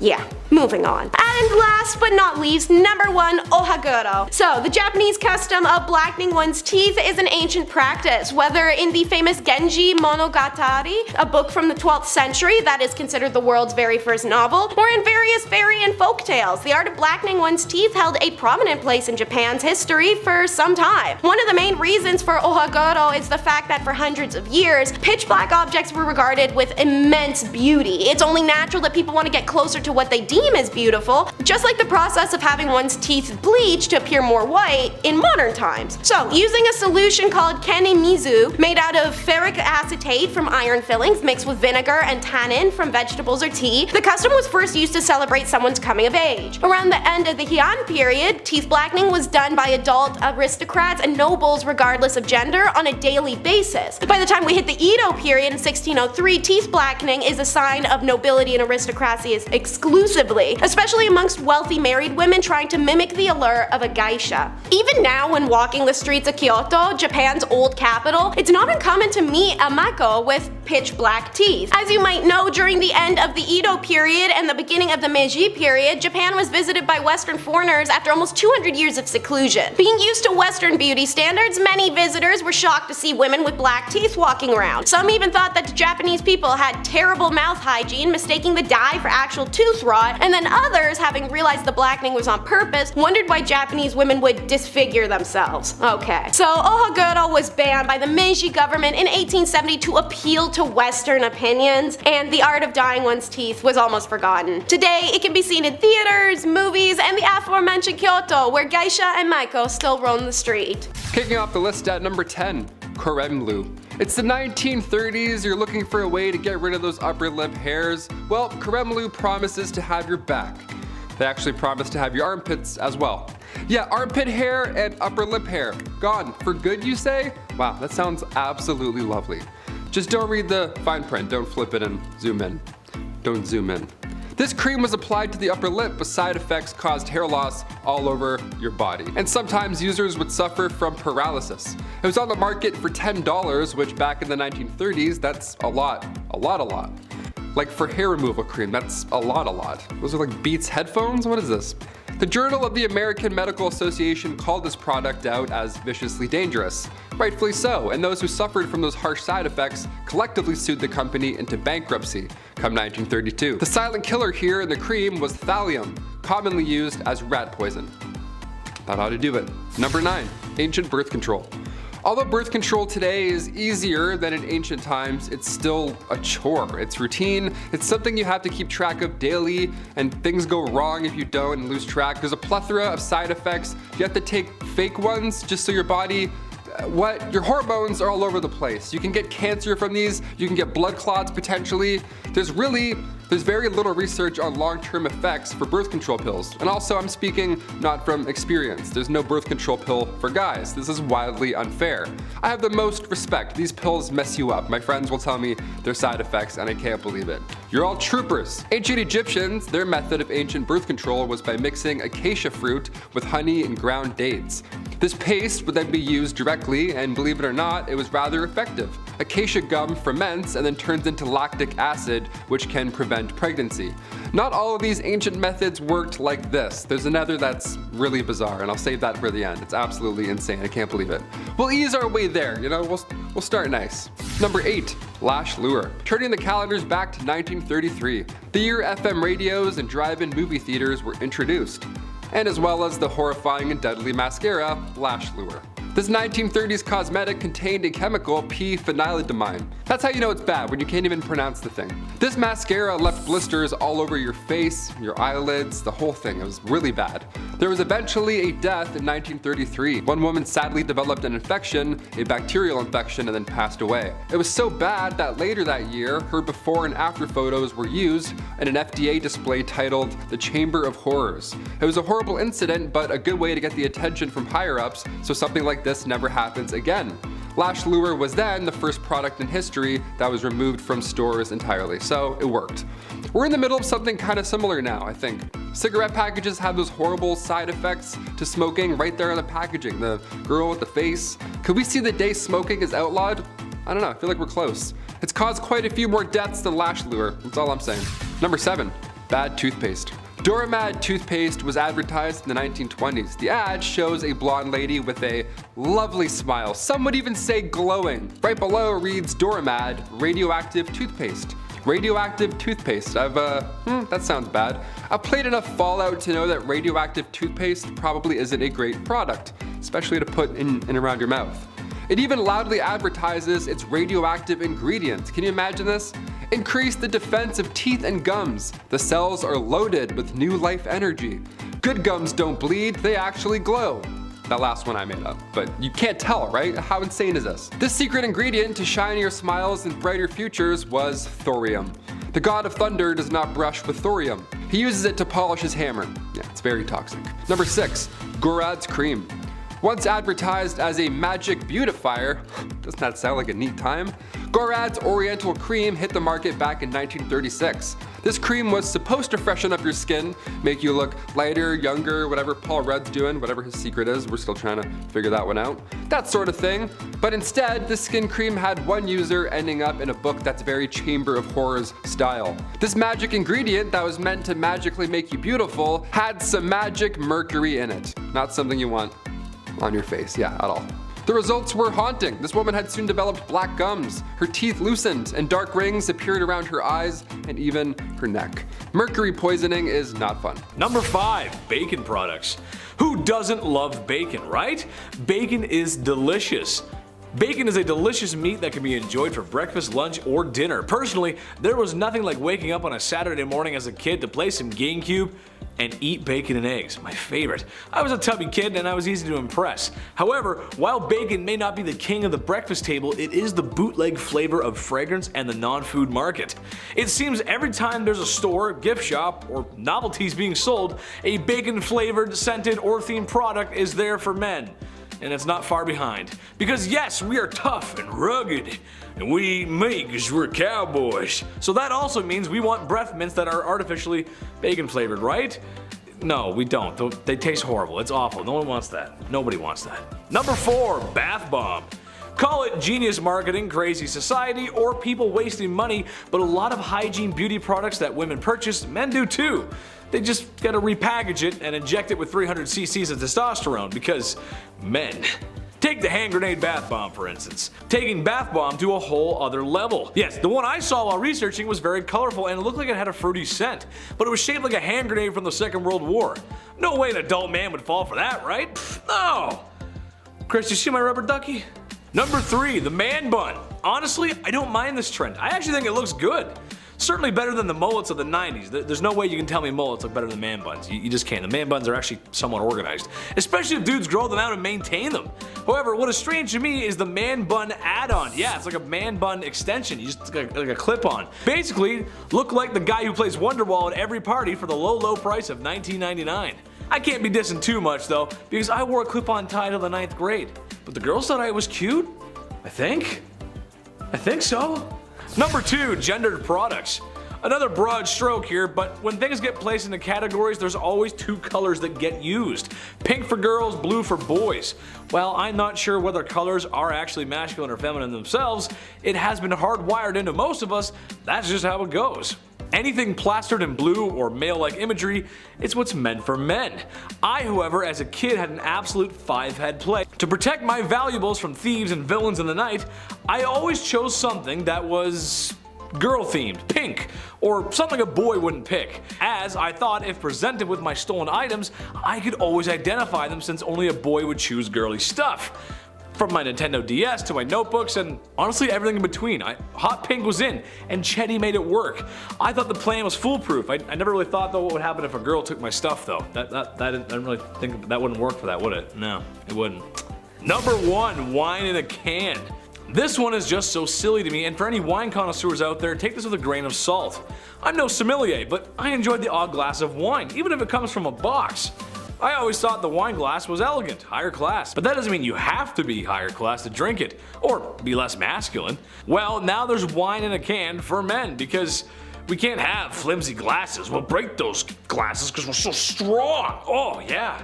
I just can't imagine wine in a can tasting good. It has to be worse than wine in a box, right? Let me know in the comments, guys. I'm curious. What do you like to drink? Let Chetty know. I'm curious. I'd love to hear.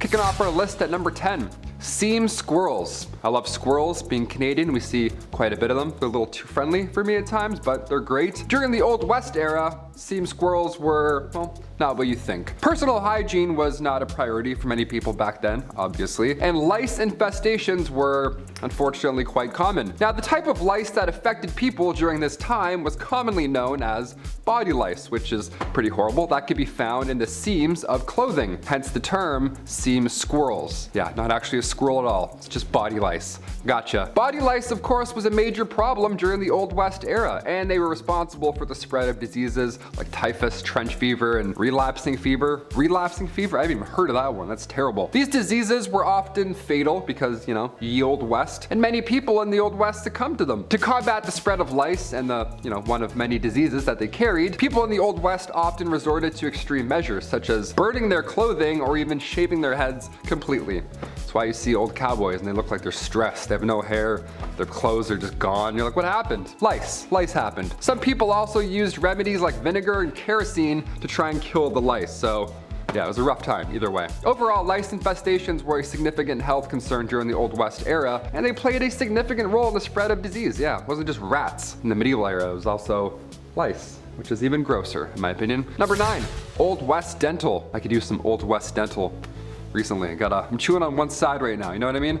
In the Old West, dental hygiene was not a priority for everyone. They couldn't afford it. And also, dental care was often very sparse. You couldn't really find it anywhere for that matter. People generally didn't have access to modern dental tools or products, and many did not have regular access to any dentists at any point in their life, which is a sad but real fact. That would suck, I'm terrified. However, there were some basic dental hygiene practices that people in the Old West may have followed to keep their teeth, somewhat in their heads, keep their gums not rotten. Didn't do much, but did something. There were toothbrushes. Not many, but wasn't as good as Oral-B. There's some stuff. More often than not, you'd have to use twigs or chew on mint, that kind of natural survivor stuff. Some people may have also used a cloth or a rag to rub their teeth clean. Yeah, don't forget your tooth cloth before you go on vacation, I guess. Gotta and then put it back in your pocket. Your old woody teeth, gotta rub those. Access to professional dental care was limited in the Old West. Some towns, had dentists, but all they did back then was just pull out the problem. They didn't give you a crown. They're like, which one hurts? All right, get out of here. All without anesthesia, so that's a great time. You're gonna remember all of it. Other options included a community toothbrush, which is hilarious to think about and also so sad. Yeah, some public establishments had a public toothbrush. Can you imagine?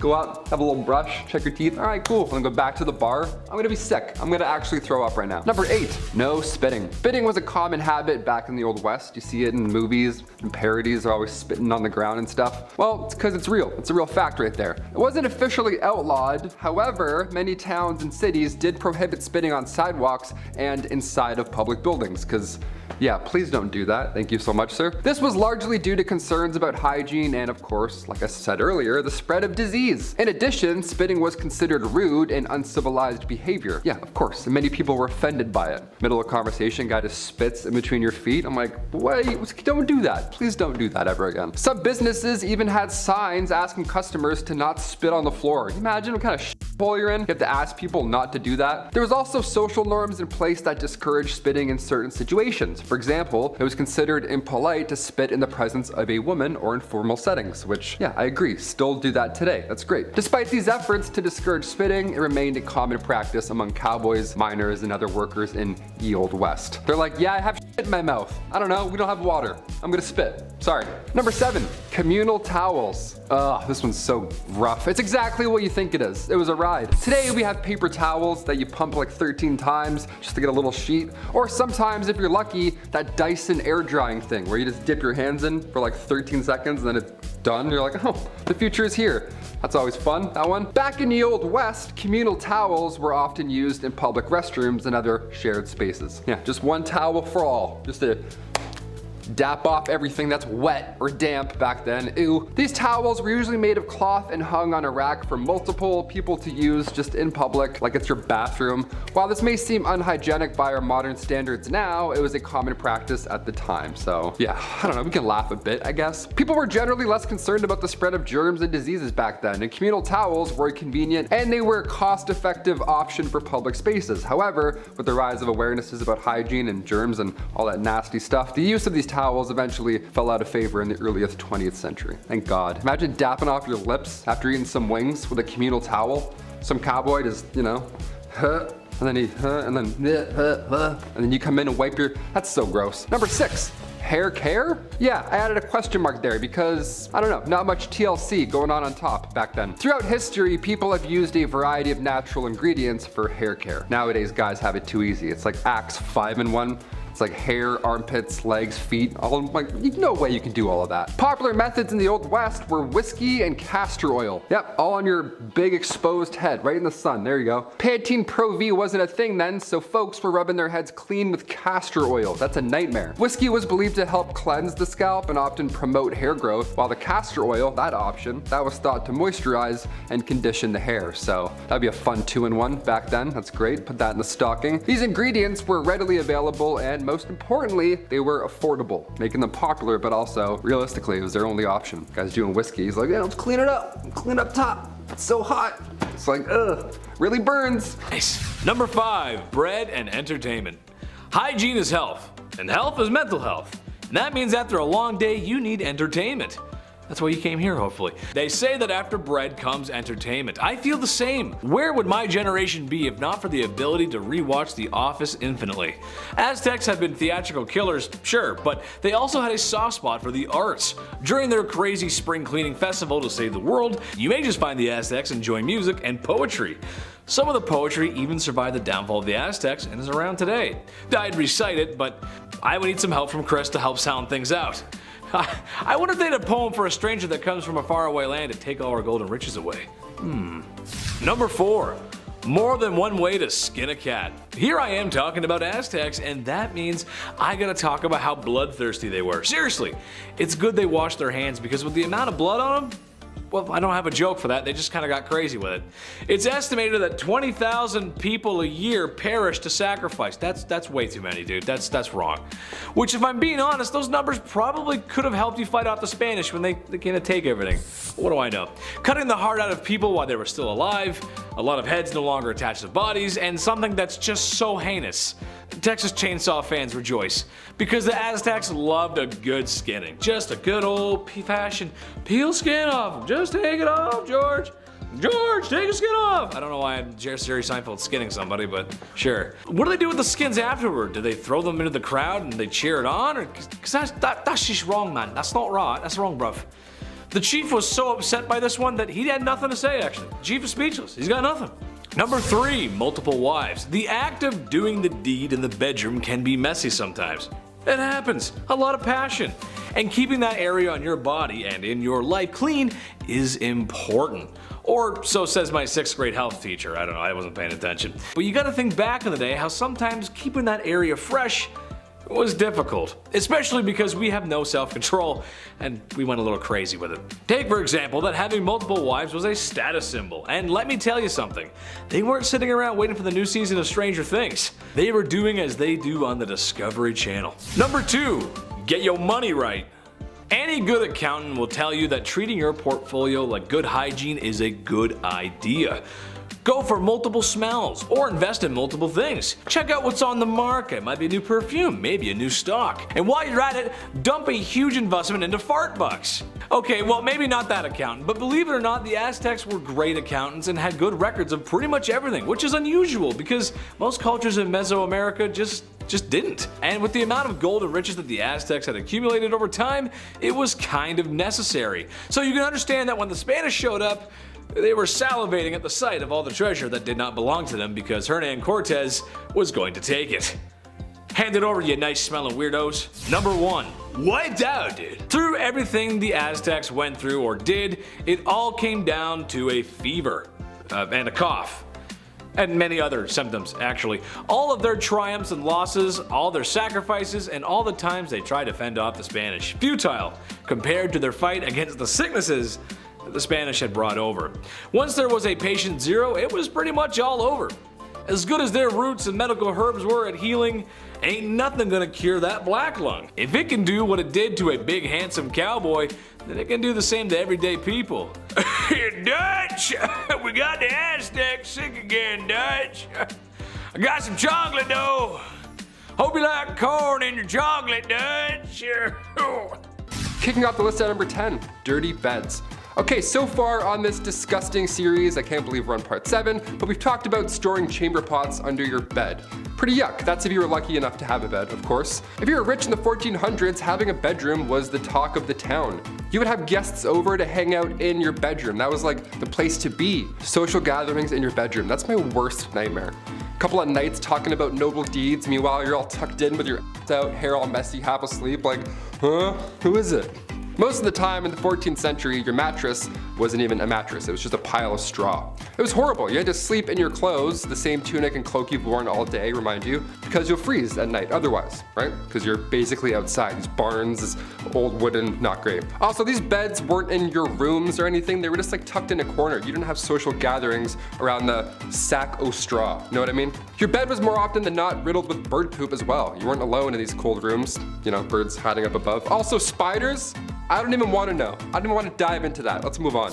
Number 9, mouthwash. Ancient Romans would use urine as mouthwash. I believe we've mentioned that before on this, again, disgusting series. That's always a fun fact to bring up at a house party. Next time you're drinking some Mountain Dew, just be like, oh, did you know?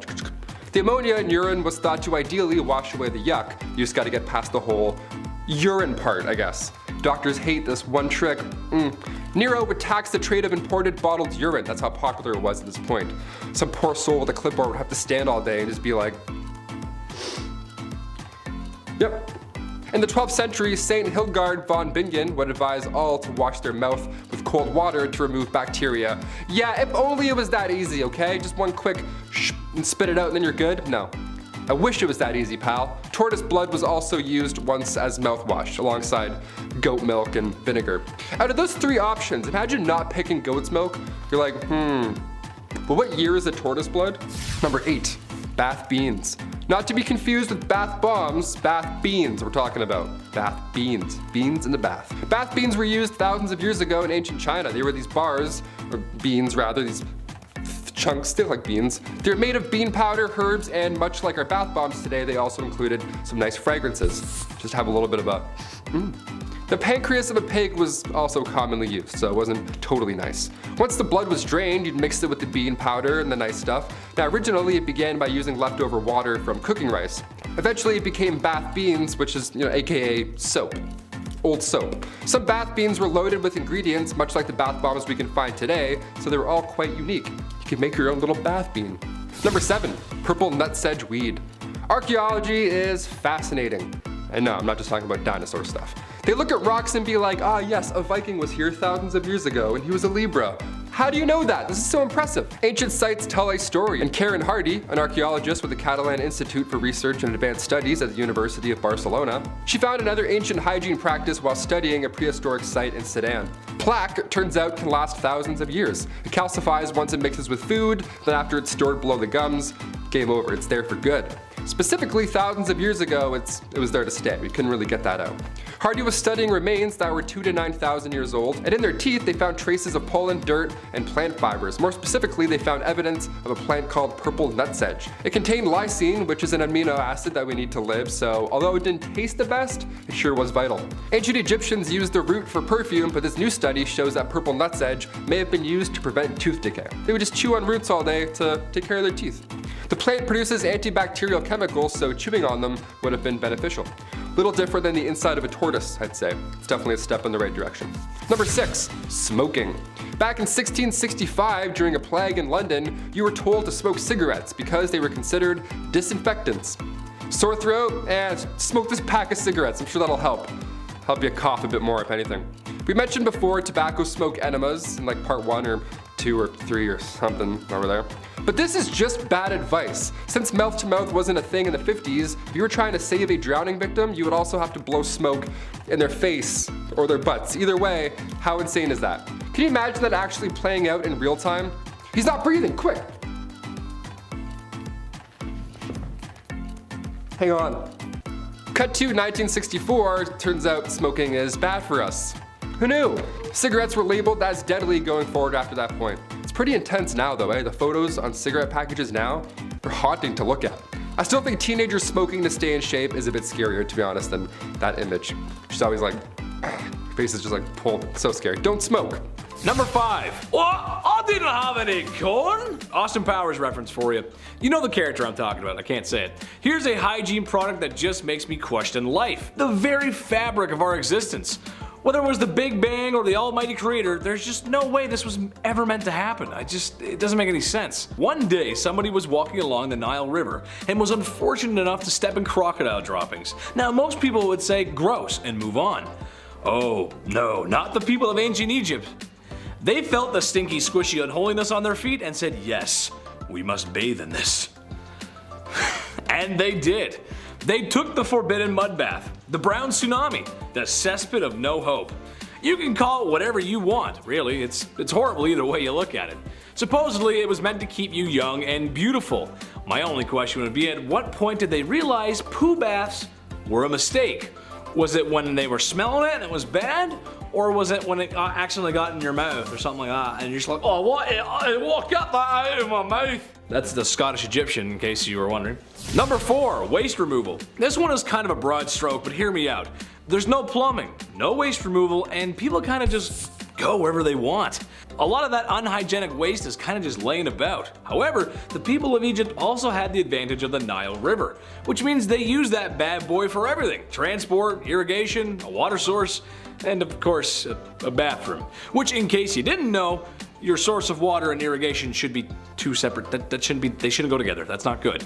This is a good explanation for the plagues of Egypt, besides the sin, bad sinners, no sinning. As years of that kind of negligent waste management are liable to make any pharaoh sick. Don't mix your water with the poo, don't do that, that's bad, don't do that. Number 3, sunscreen. This should come as no secret to anyone out there, but with my rosy cheeks and fair complexion, I would not do very well in the suns of ancient Egypt. Honestly, I don't know how Luke Skywalker lived on Tatooine with those twin suns.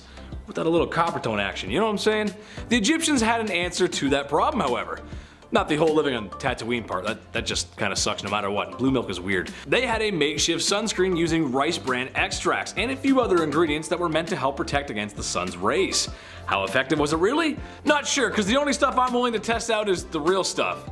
And if I get burnt, then I start peeling. And then somebody has to rub aloe vera all over me. Be right back, I'm gonna get some sun. Number 2, cursed craft dinner. You've got no plumbing in your palace, and it's time for dinner. So how does an Egyptian royal make his favorite pot of KD without water? I mean, if college kids can do it in their dorm room, surely they can master the art of post-secondary cuisine. Well, for some unlucky folks, it means taking a pot and walking down to that old Nile River. Almost like people rely on water or something, and take a big scoop of water and bring it back. But while you begin to scoop some water, you may notice someone is picking up crocodile dung. And people are bathing in the water. And to your left, there's a maiden washing clothes. And to your right, there's a man doing something I can't repeat on YouTube. Oh well, time to scoop some more water up and consume this clean, nice water at home. Oh, this is the best. Tastes like the village. It's nice. Number 1, pink milkshake. Does it still count as hygiene if you ain't breathing? I say yes. Besides the pyramids and maybe the Nile, mummies are the most famous things about Egypt. And in a weird way, it is hygiene. Hygiene for the afterlife. When someone super important passes on, it's time for a little game of operation. Stomach, liver, intestines are removed and put into jars. You never know when you might need that next. The heart is left because it's the heart, and the Egyptians were die-hard poets, so you got souls in there, you gotta keep that. The most grim process to me, however, is turning the human brain into a forbidden milkshake by mashing it with a small spike and then draining it out in what must have been the grossest waterfall ever. Oh god, oh god, that's so gross. Anyway, then you take some linen and start wrapping the mummy up like a dad wrapping last minute gifts on Christmas Eve. Bada bing, bada boom, there you go. Buddy is prepped for the afterlife. Don't mind me, I'm just gonna be sick from the brain milkshake. Ooh. Number 10, not bathing. Let's start off strong. So obviously hindsight is 2020. We know a lot more about personal hygiene now than we did, then and as well in like middle school, because high school locker rooms, what the heck. Without the knowledge of germs and disease, not bathing seemed like the logical next step for a lot of people, even though it made you smelly as all heck. When the Pilgrims arrived in Native America on the Mayflower, the indigenous tribes often referred to their horrid smell. An account from a member of the Patuxet Nation even tried to convince them to start washing themselves. They were like, come on guys, it's enough. They washed their hands and faces, but they rarely washed their whole bodies. Though they believed cleanliness was next to godliness, that didn't necessarily mean they needed water to do it. They believed that should they submerge themselves, they risked disease. This could be because they dumped their daily duties into the water, so that's likely. So instead they took dry baths where they wiped themselves down with a dry cloth, but it didn't really help much. Number 9, bedpans. It's always the worst when you get tucked in at night, you start to fall asleep, you're starting to doze off, and then you realize you need to pee. It's the worst. You gotta get up, walk down that long, scary hallway, blind yourself for 2 minutes, and then get cozy all over again. Well, in the Middle Ages, you would just toss your full bedpan out the window. Easy peasy, heads up. Oh, oops. It's so gross. Or sometimes, if you were feeling a little lazy, this was also common, you would use the bedpan and then just slide it back underneath your bed and go right back to sleep. If anybody ever gives you shit for having cups in your room, show them this video, show them this history. You're fine, you're not that bad. Back in those days, we weren't exactly aware of the disease that we threw out the window as well. Most of the time it was number 1, so the rain could just, wash away the yuck, but these buildings were only one story. It wasn't going anywhere. If you were tossing anything out, you'd be stepping over it the next morning on the way to, the public execution or whatever. Number 8, a lead facial. Today, if you have tan skin from that hot summer glow, it implies that you have had enough leisure time to acquire such a hue. Getting a tan is the thing unless you're like me and slather on that sunscreen for health, and so you look like a newborn baby when you're 80 years old. However, it was the opposite in times of old. If you had sun-kissed skin, that meant you worked hard in the fields, a symbol that you were a peasant or of lower class. If you were rich, you tended to have much paler skin, therefore implying your status, but simply staying out of the sun wasn't enough. Elizabeth I used a combination of lead and vinegar to achieve a bright white complexion and to hide her smallpox scars. The compound was called ceruse. This tradition even goes all the way back to women in the Roman Empire. A well-known actress named Kitty Fisher was also said to have died from the material as it slowly poisoned her with daily use. The material would add blisters, so she put more on to cover it up. Same with Elizabeth, and yes, slowly you understand. Number 7, Victorian Laundry Day. You spill some mustard on your shirt today, that stain will be gone by the time you get home. We're pretty advanced when it comes to quick stain removal today, but like the Romans, which I'll talk about later, it wasn't always smooth sailing. Take the 18th century for example. When Laundry Day came around, it was an event. It was like an ultimate chore. They had to take daylight in consideration and plan their washing days, as in more than one. The Victorian era was exhausting. They would soak their clothes overnight, then the next day would be spent soaping them up, boiling them, rinsing, soaping again, rinsing again, maybe soap one more in case there's too much pee-pee, and then rinsed another time, wrung out, mangled, laid out to dry. Hence the sunlight timing, starched and then slowly ironed. Cut to today, we have to encourage adults not to eat Tide Pods or drink bleach. We'll get there, maybe, I don't know. Number 6, wigs and makeup. When you don't bathe and are overall just smelly, you're gonna need to do something to cover up whatever the heck is building up beneath that bodice. Wigs would have never become as popular if it weren't for a very specific venereal disease called syphilis. By 1580, the STD was the worst epidemic since the Black Death. Patients clogged hospitals, and without antibiotics or protection, things got pretty nasty. Sores, blindness, rashes, dementia, and patchy hair loss. Thus, for the sake of keeping up appearances, wigs came into fashion. Also the makeup I mentioned before. Balding was a huge humiliation, so they made wigs out of horse, goat, and or human hair. They also cover the wigs in powdered scented with lavender or orange to hide any foul odors, and as we suspect, there were a lot of foul odors. They weren't stylish until 1655 when the King of France started losing his hair and had 48 wigs made. Then 5 years later, his cousin Charles II of England joined the train, and suddenly powdered wigs became like the next best thing. Wigs did help curb the lice problem though, because the human hair had to be shaved in order for the perukes to be worn, but the wigs themselves had to be deloused often. And yeah. Number 5, moss. We're halfway through, and I'll say it again. I'll remind you all again, I have the utmost respect for you ladies. As a guy doing this list and like writing this list, I mean the things you had to craft back then and then, you know, put, oh my lord. For example, going back to the 10th century, this was a time long before Tampax was ever even a thing. Women were forced to get creative when it came to personal hygiene. They had to just figure it out themselves and literally collect grass or moss, sheepskin lined with cotton. It was mostly moss all the time. You all are absolute troopers. If it wasn't moss, other solutions were small pieces of wood with lint wrapped around it. Number 4, Q-tips. If you haven't heard, Q-tips are not for your ears. Yeah, I thought this was a rumor. Turns out we're all lawbreakers. I use 2 at the same time if I'm in a rush. No, flip them. I'm a vigilante when it comes to Q-tips. Q-tips were invented in 1923 by Leo Gertzensang right after his wife stuck cotton balls to the end of a toothpick. Kinda sounds like his wife invented Q-tips, but okay, we'll roll with it. From 1923 to 1926, they were named Baby Gays, and then Q-tip Baby Gays, and then finally just Q-tips. It's like a Sweet Baby Ray's, that barbecue sauce. Oh, so good. If they just called it Sweet Ray's, maybe they get rid of the baby, I don't know. You have to try and work it out. I don't know what the bit is, but I'm like, hey, that's a great sauce, and I just thought of that sauce. Baby Ray's, Baby Gays. Back in those days, Q-tips were dipped in boric acid, and they were intended to sterilize wounds. Yeah, we're just out here like, my eyes roll back every time. I get way too deep. I get too deep where I'm like, oh, it's gone. Huh, there it is, magic, I'm a magician. After this, there were even Q soaps, Q oils, Q creams. It's like Apple, like iPad, iPhone, the other stuff. So what's this rumor that they're not supposed to be in your ears? What's that about? Well, in 2008, Dennis Fitzgerald brought forward concerns about Q-tips and how they're really pushing earwax into your ear canal, leading to possible infections more than anything. When Cheeseboro Ponds bought the company back in 1962, they added a warning on the box. A warning that we, and I, gladly still ignore.